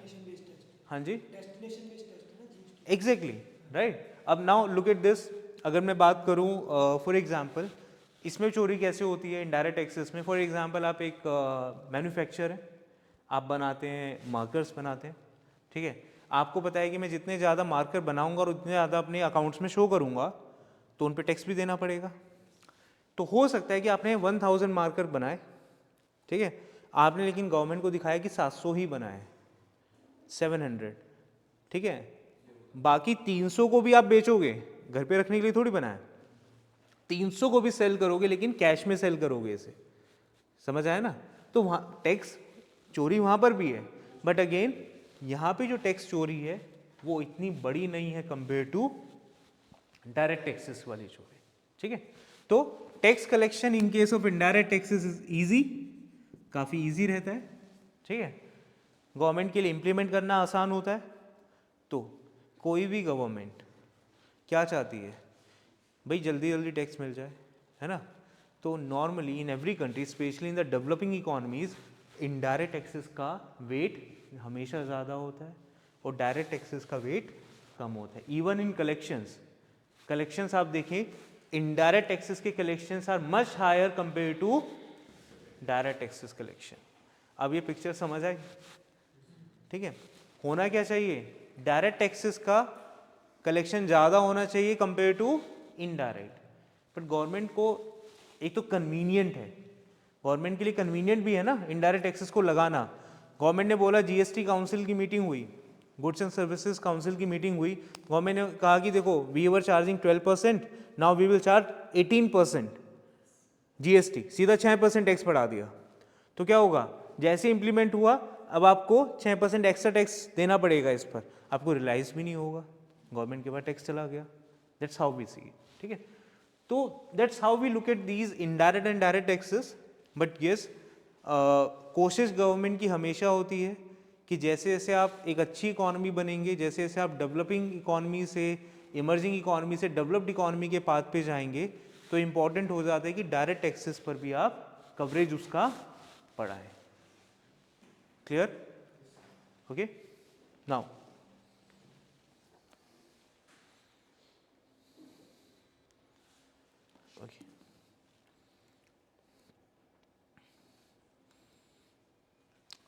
ये मैं सब एक्सप्लेन कर चुका हूँ, ठीक है। Okay, now look at this types of taxation: progressive, regressive and proportional, ठीक है।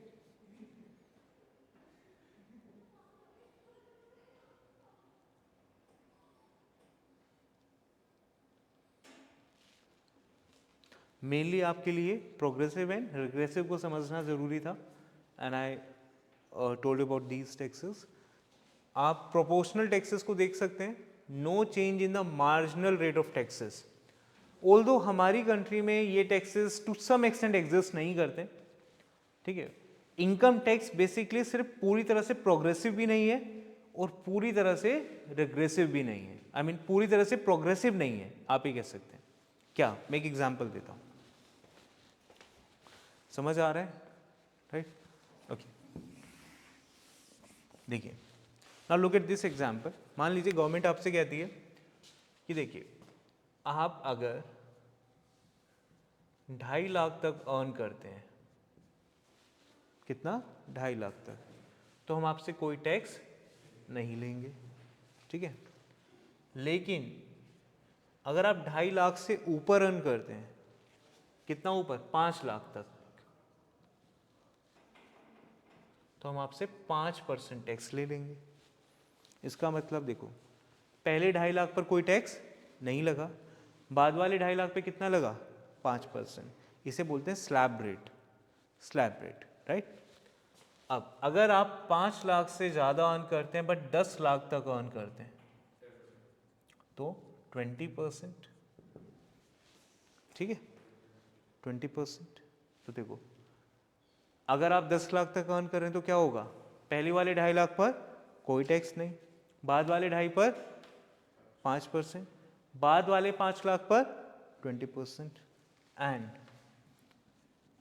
अगर आप 10 लाख से ज़्यादा अर्न करते हैं तो आप पे टैक्स लगेगा कितना? 30%। बात क्लियर है? तो देखो फर्स्ट 3 स्लैब रेट में क्या हुआ, ये पूरी तरह से प्रोग्रेसिव है ना, प्रोग्रेसिव है या नहीं है?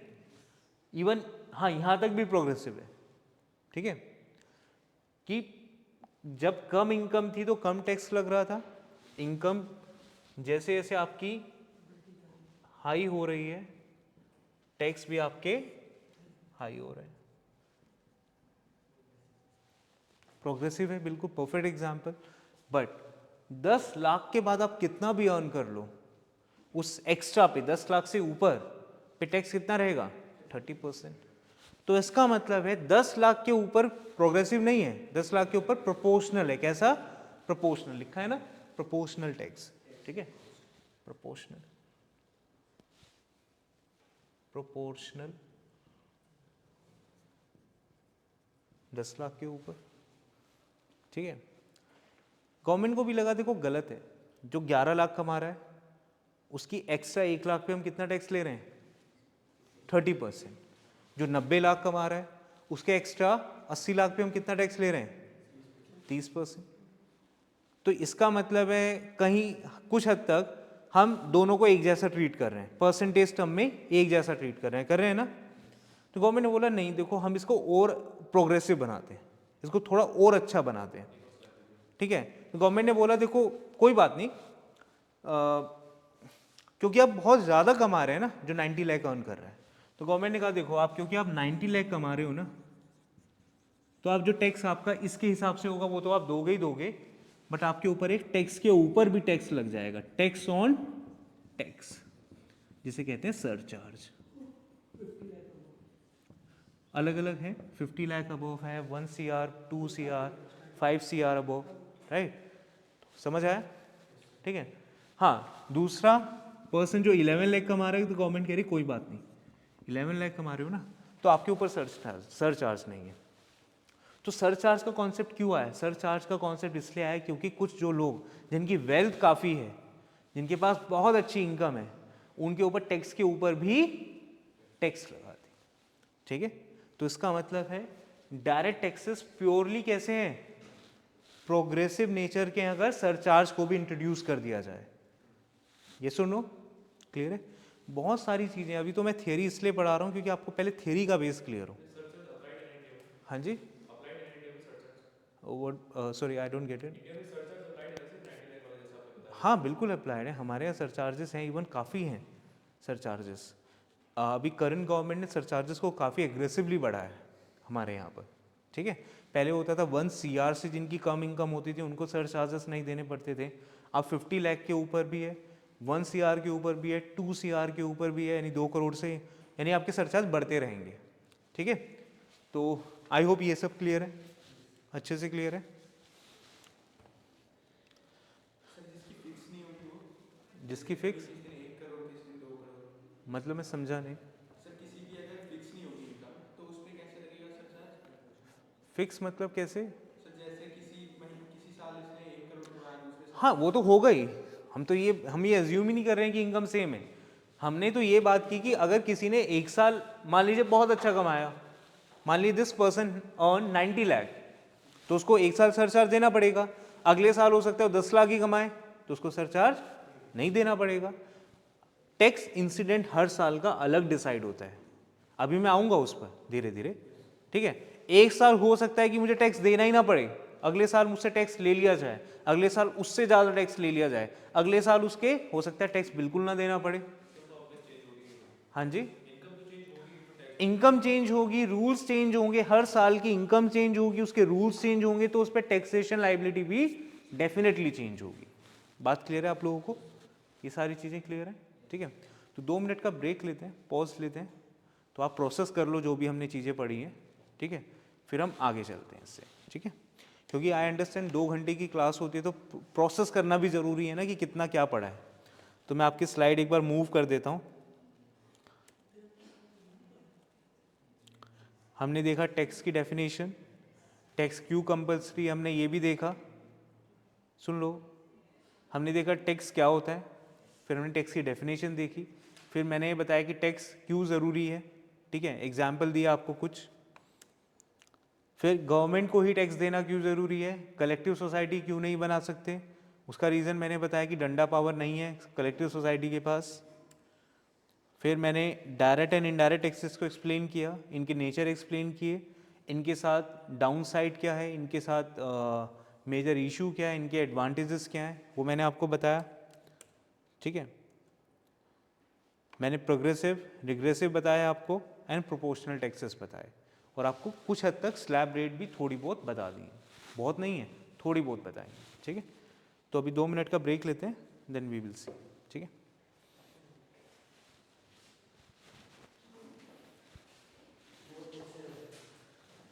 हाँ जी, क्या हुआ?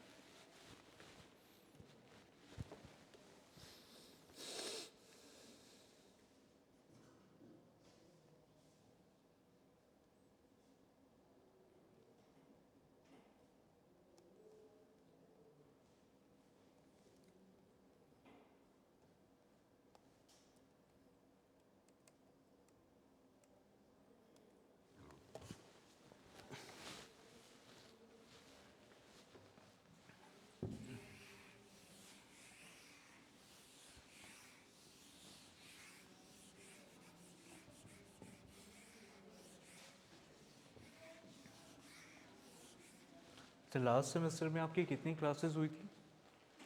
सर 3 क्लासेस हो गई 3? 10 सेक्शन क्लासेस नहीं 40-50 हर Sunday 3 I mean to ask कि आप जो संडे में अलग अलग संडे आए थे तो कितनी बार आए थे ऐसे? 14-15 यानी आपकी 1 घंटा प्लस 2 घंटा 30 क्लासेस के आसपास मान सकते हैं, ऐसा ही रहा होगा ना, ठीक है। देखो अगर हमें, हाँ जी, देखो ऑन रिकॉर्ड तो मैं नहीं बोलूँगा, but there are many reasons उसके पीछे भी। बट ये जो सब्जेक्ट है इनकम टैक्स, मैंने इससे पहले थियरी सब्जेक्ट भी पढ़ा है एसओएल में, बट थियरी सब्जेक्ट में कई चीज़ें चल जाती हैं कि ठीक है आप थियरी तो एंड तक पढ़ लोगे, बट ये सब्जेक्ट ऐसा है कि आपको इसमें पढ़ाई करनी पड़ेगी, आपके पास कोई और ऑप्शन नहीं कि ठीक है कोई बात नहीं हम इसे कर लेंगे, क्योंकि अपने आप में बहुत बड़ा सिलेबस है इसका, ठीक है। तो कोशिश हम ये करेंगे कि नेक्स्ट क्लास से बच्चे ज़्यादा हैं, क्योंकि आज फर्स्ट क्लास है तो मुझे इंट्रोडक्शन तो देना ज़रूरी था आप लोगों को कि एटलीस्ट आप समझ पाओ, ठीक है।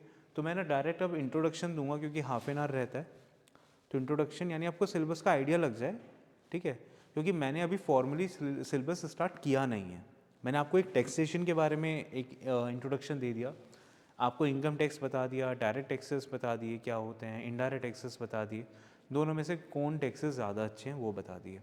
बट ये फॉर्मल आपके डिस्कशन का पार्ट नहीं है, but obviously it's very important कि आपके पहले आपको ब्रशअप अपने जो भी आपके कॉन्सेप्ट्स है आप उन्हें ब्रशअप करो एटलीस्ट, ठीक है।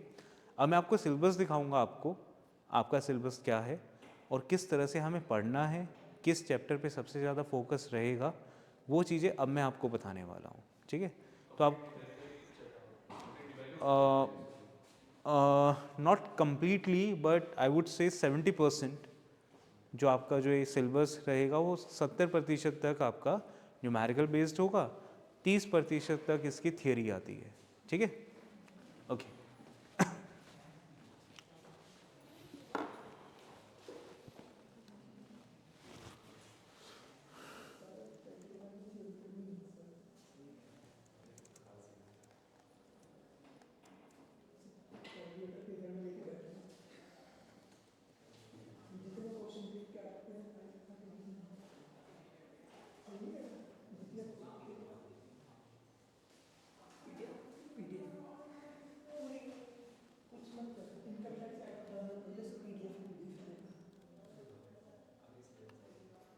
ओके सो ये जो पेपर है आपका इनकम टैक्स एक्ट, आपको पढ़ना कैसे, ठीक है। नॉर्मली इसकी 5 यूनिट्स होती हैं, आपका जो सिलेबस है वो 5 यूनिट में डिवाइड होता है। सिंस आपके केस में BBFIA के केस में this syllabus is divided into 4 units, ठीक है। तो आपको जो इनकम टैक्स पढ़ना है उसका सिलेबस यस कुछ हद तक कम है, जो BCom honours and BCom programme में पढ़ाया जाता है उसमें सिलेबस कंपेरेटिवली ज़्यादा रहता है, ठीक है। बट ये जो कम सिलेबस है ये भी कितना ज़्यादा है या कितना कम है ये भी देख लेते हैं, ठीक है। नहीं ऐसा नहीं है, कई चीज़ें हैं जो नहीं है, we will see. Okay now come to unit number 1। I hope आपको यूनिट नंबर 1 दिख रहा होगा। So the first it says the origin of tax system in our country, right? It's a pure theoretical part, ठीक है। Taxation, whether it's a voluntary practices or involuntary system, to some extent I explained it, मैंने बता दिया कि why it is not or it may not be the voluntary system। अगर taxation voluntary हो जाएगा यानी जिसको देना है वो दे, जिसको नहीं देना है तो टैक्स सिस्टम ही कोलैप्स हो जाएगा। तो टैक्स सिस्टम हमेशा कंपल्सरी होना ज़रूरी है, ठीक है। तो किसी चंदे और टैक्स में ये फ़र्क है कि आपके ऊपर ऑब्लिगेशन है टैक्सेस पे करने का, ठीक है। Kautilya's philosophy of taxation, it is not that important कि कॉटरले की फिलॉसफी क्या है। टैक्स के कुछ प्रिंसिपल्स है जो हम इस पार्ट में पढ़ेंगे, कॉटरलेस फिलॉसफी ऑफ टैक्सेशन। इसका मैं नोट आपको प्रोवाइड कर दूंगा बट इसमें हम क्लास में ज़्यादा टाइम नहीं लगाएंगे। जो इसका सेकेंड पार्ट है, if you look at the second part of unit number 1, आपको दिख रहा होगा व्हाट इज इनकम, इनकम क्या होती है। सो बेसिकली जब हम ये स्टार्ट करेंगे ना अगली क्लास से, जब यूनिट नंबर 1 को हम फॉर्मली स्टार्ट करेंगे तो सबसे पहले हमें ये देखना होता है कि भाई इनकम क्या है, क्योंकि अगर आपको ये नहीं पता कि इनकम क्या होगी तब तक आप टैक्स नहीं लगा पाएंगे। तो इनकम को डिफाइन करने के लिए we have a section which is section 2 subsection 24। वो आपको डिफाइन करता है कि इनकम क्या होती है, यानी टैक्स के हिसाब से किसे इनकम माना जा सकता है और किसको नहीं माना जा सकता। इवन हम ये भी देखेंगे in case of legal income और इलीगल इनकम, आपने कोई इलीगल तरीके से इनकम कमाई है या लीगल तरीके से इनकम कमाई है, उसके ऊपर भी टैक्स लगता है, ठीक है। तो टैक्सेस ऐसा नहीं है कि लीगल इनकम पे ही लगेगा, इलीगल इनकम पर भी आपको टैक्सेस देने होते हैं, ठीक है। देखिए नेक्स्ट इज पर्सन, मैंने बताया था ना स्टार्टिंग में पर्सन हम देखेंगे। Now the important question is भाई पर्सन कौन होता है। मैं ये कहता हूँ इनकम टैक्स किस पे लगता है, पर्सन के ऊपर लगता है। बट पर्सन का मतलब क्या, क्या हम लोग, क्या human being, yes can be human being, क्या कंपनीज, कैन बी कंपनीज, अलग अलग एंटिटीज।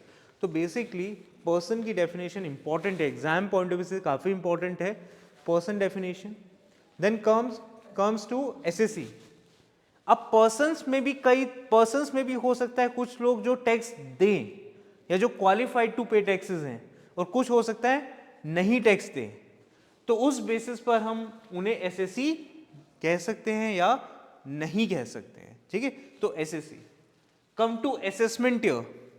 असेसमेंट ईयर जैसे मैंने बताया था ना, टैक्स दिया कैसे जाता है, आपने क्वेश्चन पूछा था कि हर साल चेंज होगा या नहीं होगा, तो आप नॉर्मली ये कहा जाता है कि आप अर्न पूरे साल में जितना करोगे उसका टैक्स आपको नेक्स्ट फाइनेंशियल ईयर में देना पड़ेगा, ठीक है। तो उस तरह से उन 2 फाइनेंशियल ईयर को जिसमें आप अर्न करते हो और जिसमें पे करते हो उनको अलग अलग नाम से जाना जाता है, assessment year and previous year, ठीक है। ये what is gross total income, GTI। Gross total income क्या होती है, कैसे कैलकुलेट किया जाता है, इसकी वर्किंग है, इसकी वर्किंग हम देखेंगे। Then total income, residential status. Residential status बहुत इंपॉर्टेंट है।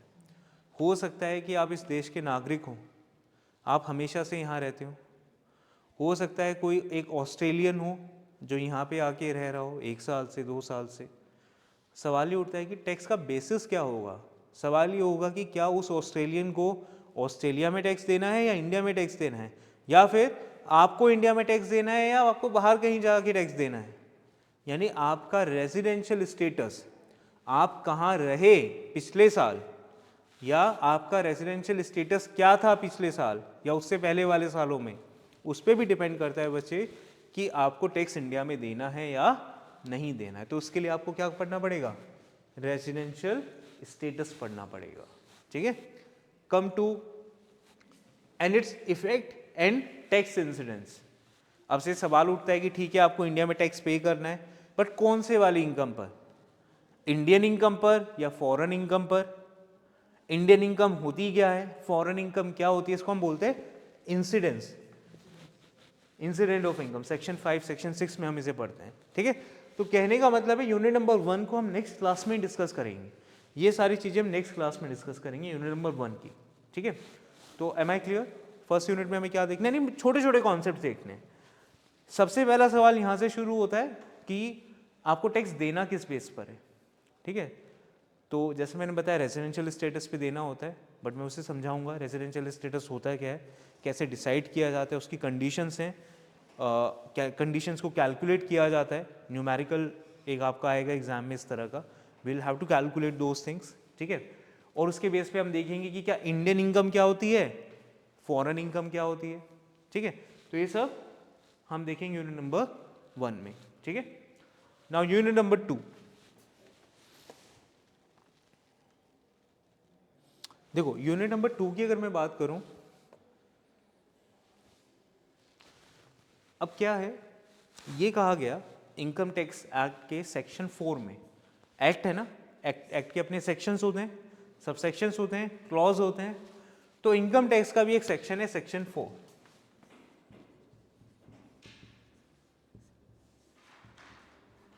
सेक्शन 4 ने क्या कहा, सेक्शन 4 ने ये कहा कि देखो जो भी इनकम होती है ना, जितनी भी तरह की इनकम होती है, उनको हम 5 तरीकों से डिवाइड कर सकते हैं। कितने तरीकों से, 5। यानी कोई भी इनकम 5 तरीकों के अलावा नहीं होगी, वो इनकम क्या है, या तो आप सेक्शन 4 क्या कहते हैं, 5 हेड्स से इनकम की, क्या है, 5 हेड्स ऑफ इनकम।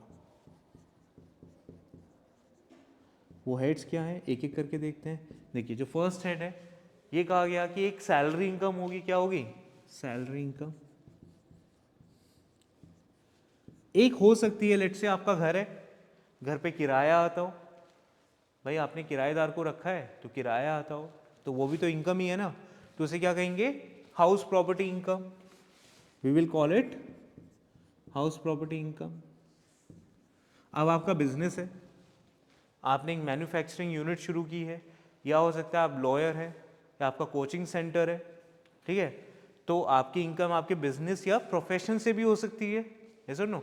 तो अगली इनकम क्या हो गई, बिजनेस एंड प्रोफेशन की इनकम। एक इनकम आपका घर है, आपने उस घर को बेच दिया, खरीदा था 40 लाख में, बेच 50 में दिया, तो 10 लाख का इनकम आया ना, इनकम आया।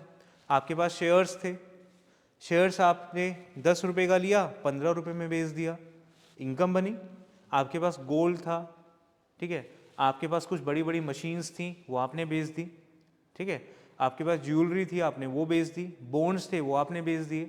तो हो सकता है जब हमने प्रॉपर्टी अपना घर खरीदा, हाँ। उस पे हमने टैक्स दिया, उसके बाद फिर जब हमने घर बेचा उस पे भी टैक्स दिया। नहीं, देखो आपने घर बेचने पे टैक्स नहीं दिया, घर बेचने पे जो प्रॉफिट हुआ उस पे टैक्स दिया। दोनों में फ़र्क है ना। भाई मैं 40 लाख का घर खरीदता हूँ, 40 लाख का घर खरीदने के बाद मैं उसे अगर 50 का बेच देता हूँ तो गवर्नमेंट कहती है आपने 10 लाख का तो अर्न किया ना, तो 10 लाख पे टैक्स दो। समझ आए? ठीक है। तो अब ये भी हो सकता था 50 का खरीदते 40 का बेच देते तो तब थोड़ी टैक्स देते, तब तो आपको नुकसान हुआ ना, राइट। तो कुछ ऐसी इनकम हो सकती है जब आप अपनी एसेट्स को ट्रांसफर कर दें यानी बेच दें और उससे आपको इनकम हो, तो उसे कहते हैं कैपिटल गेन। कैपिटल गेन, ये सुनो।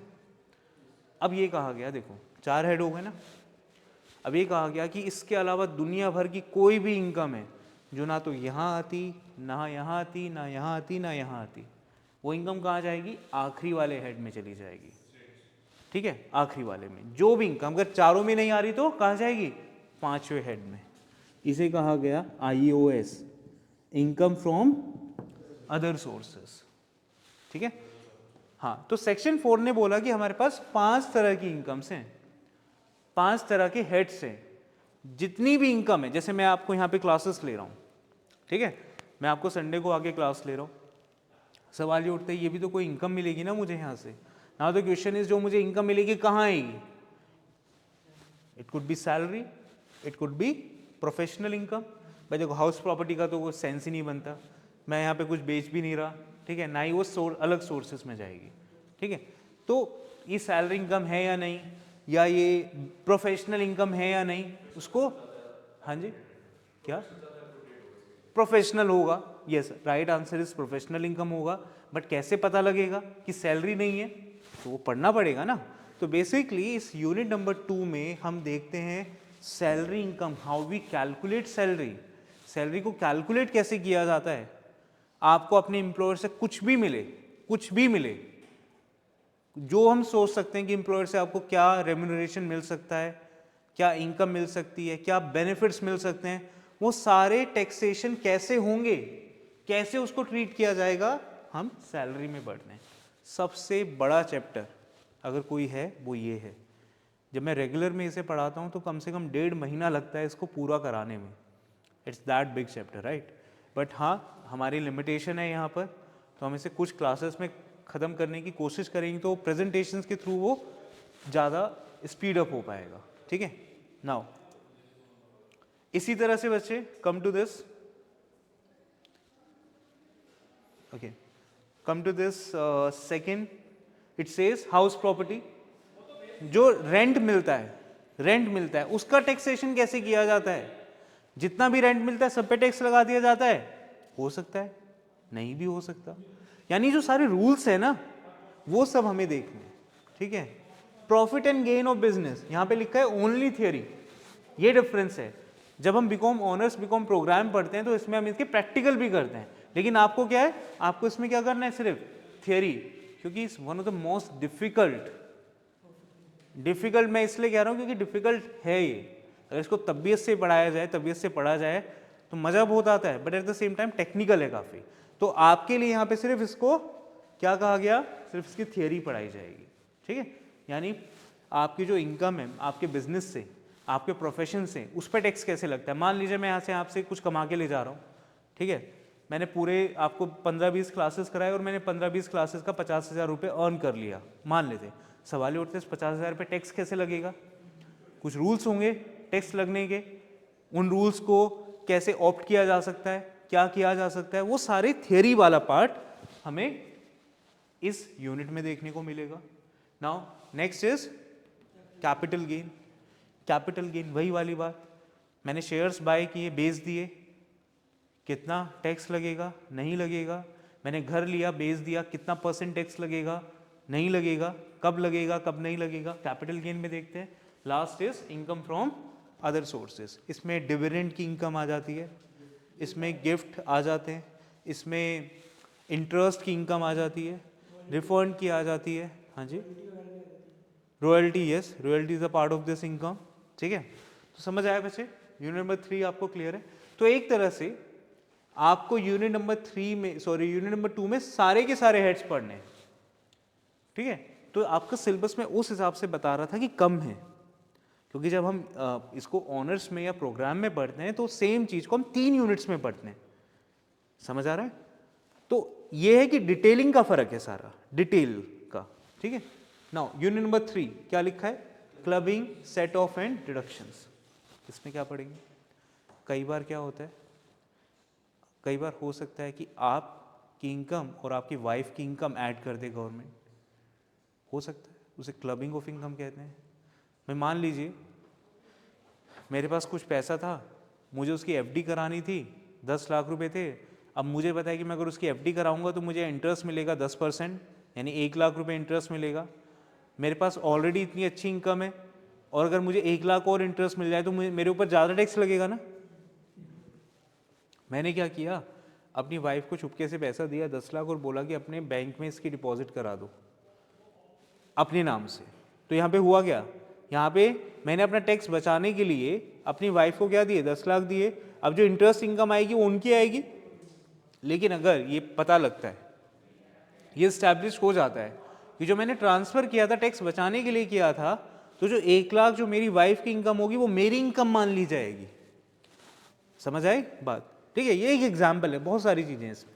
तो इसे कहते हैं बच्चे क्लबिंग, नाम से पता लग रहा है क्लबिंग। इसमें क्या है, सिर्फ थियरी है, यानी कोई प्रैक्टिकल नहीं है इसका, ठीक है। इसी तरह से set of and carry forward of losses, इसकी भी थियरी है। इसका मतलब क्या है, मान लीजिए आपने बिजनेस किया, बिजनेस में नुकसान हो गया। अब सवाल ये उठता है, जो नुकसान हुआ है, जब प्रॉफिट होता है तो गवर्नमेंट टैक्स ले लेती है, नुकसान होगा तो क्या होगा, टैक्स, बिल्कुल टैक्स देगी, वापस देगी पैसा। लेकिन किस तरीके से देती है, डायरेक्ट नहीं देती कि लो पैसा लो, उसको अलग तरीके से देती है कि अच्छा ठीक है आपको इतना नुकसान हुआ ना, अगर अगले साल गेन हो जाता है ना तो एडजस्ट कर लेंगे। बात समझ आई, कम कर देंगे, समझ आया कि आज घर बेच दिया, 10 लाख का नुकसान हो गया, अगले साल अगर 15 लाख का प्रॉफिट हो गया तो एडजस्ट कर लेंगे 10 लाख के लॉसेस को। हम मानेंगे कितने का प्रॉफिट हुआ है, 5 लाख का हुआ है, तो क्या हुआ, एडजस्ट हो गया ना, सेट ऑफ हो गया, राइट। ये सारे रूल्स हम पढ़ते हैं। इसी तरीके से कैरी फॉरवर्ड। अब सवाल ये उठता है कि जो 10 लाख का नुकसान है, गवर्नमेंट कितने सालों तक इसको कंसीडर कर सकती है ना। गवर्नमेंट ने बोला देखो 10 लाख का नुकसान हुआ है, अगर आगे आने वाले 6, 7 या 8 सालों में अगर कोई बेनिफिट होता है तो हम एडजस्ट कर लेंगे। तो गवर्नमेंट ने क्या बताया कि 7 या 8 साल तक ही कैरी फॉरवर्ड किया जा सकता है, उसके आगे भूल जाना। Are you getting my point to some extent. देखो मैं आपको बहुत लेमन वे में बता रहा हूँ कि अभी के लिए आपको थोड़ी क्लैरिटी हो कि हमें पढ़ना क्या है, ठीक है। ओके, आई वुड रिक्वेस्ट कि हमारी क्लास थोड़ा जल्दी हो जाए, ठीक है। अगर नेक्स्ट टाइम से, मुझे खुद लग रहा है कि इतना लेट क्लास हो रही है तो शायद बच्चे कम ही आए, ठीक है। हाँ जी, मैं अच्छा पहली, देखो मैं कोशिश करूँगा बोलने के लिए, बट अगेन वो डिपेंड करता है कि बाकी टीचर्स के टाइम टेबल कैसे हैं। लेट्स सी, वो अगर नहीं होता है तो फिर हमें इसी टाइम लेनी है क्लासेस, ओके। इसी तरह से कुछ डिडक्शंस होती है कि जो आप अर्न करते हो, आपकी अर्निंग के कुछ हिस्से पर टैक्स नहीं लगता है, उसे डिडक्शन कहते हैं। कब वो डिडक्शन मिलती है, कितनी मिलती है, कैसे उसे लिया जाता है, प्रैक्टिकल चीज़ें बता रहा हूँ मैं, ऐसे नहीं कि कुछ ये लाइफ में आएंगी यूज़ में। मैं आपको इनका प्रैक्टिकल भी दिखाऊंगा अगर क्लासेस में बच्चे रहे। I will show you the practicality of this कि मैं किस तरह से डिडक्शंस लेता हूँ, मैं किस तरह से टैक्स पे करता हूँ, तो आपको हेल्प करेंगे ये चीज़ें समझने में, ठीक है। तो डिडक्शंस, इसी तरह से रिबेट्स एंड रिलीफ, ये इसी का पार्ट है, वो जब हम कैलकुलेशन करेंगे तो तब देखेंगे, ठीक है। Last unit, total income and tax liability. यहाँ पे हम देखेंगे जो इनकम, जो जितनी भी अब नॉलेज ले ली ना 3 यूनिट में, अब सवाल ये आएगा टैक्स निकालो, ये सुनो। अब आप ये आएगा सवाल कि मिस्टर एक्स सैलरी से इतना अर्न करते हैं, कैपिटल गेन से इतना अर्न करते हैं, हाउस प्रॉपर्टी से इतना अर्न करते हैं, इतनी डिडक्शन क्लेम करते हैं, राइट। ये इनके लॉसेज हैं पिछले साल के या इस साल के, आप इनका क्या निकालो, टैक्स निकालो, कितना टैक्स देना है। ये यूनिट नंबर 4 में इंटरेस्टिंग है, काफ़ी इंटरेस्टिंग है, क्योंकि at the end of the day यही तो करना है, और जब तक नहीं कर पाएंगे जब तक ऊपर का नहीं आएगा। मेक सेंस, ठीक है। तो ये आपका सिलेबस है बच्चे 4 यूनिट का, ठीक है। और नेक्स्ट क्लास में यूनिट नंबर 1 को फॉर्मली स्टार्ट कर देंगे, और आई बिलीव यूनिट नंबर 1 में बहुत ज़्यादा कुछ नहीं है। मेरा मेन टारगेट होगा जल्दी से जल्दी सैलरी पर आना और सैलरी को शुरू कर देना, ठीक है। ओके, देखो हाउस प्रॉपर्टी क्या है, हाँ बोलो।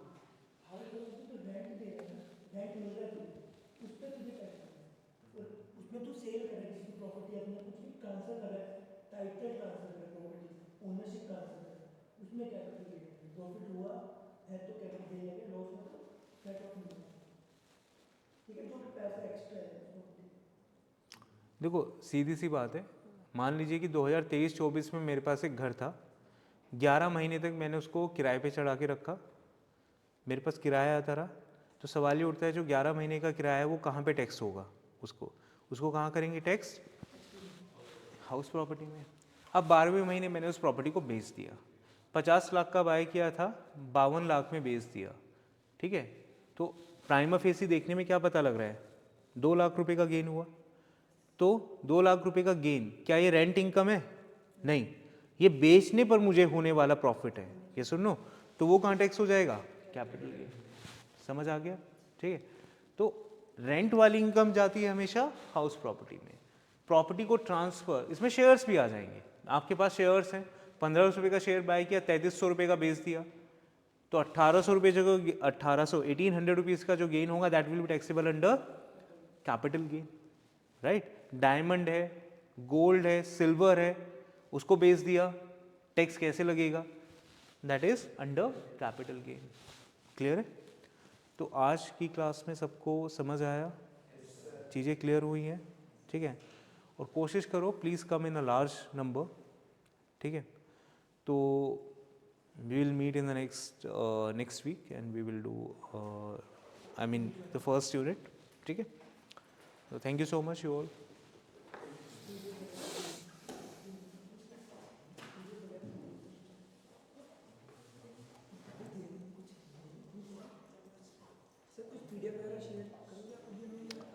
अभी से नहीं, नेक्स्ट क्लास से मैं शेयर करूँगा, ठीक है। अभी कुछ ऐसा कंटेंट है भी नहीं, ठीक है। हाँ हाँ, नहीं मैं नेक्स्ट क्लास से आपको कर दूँगा।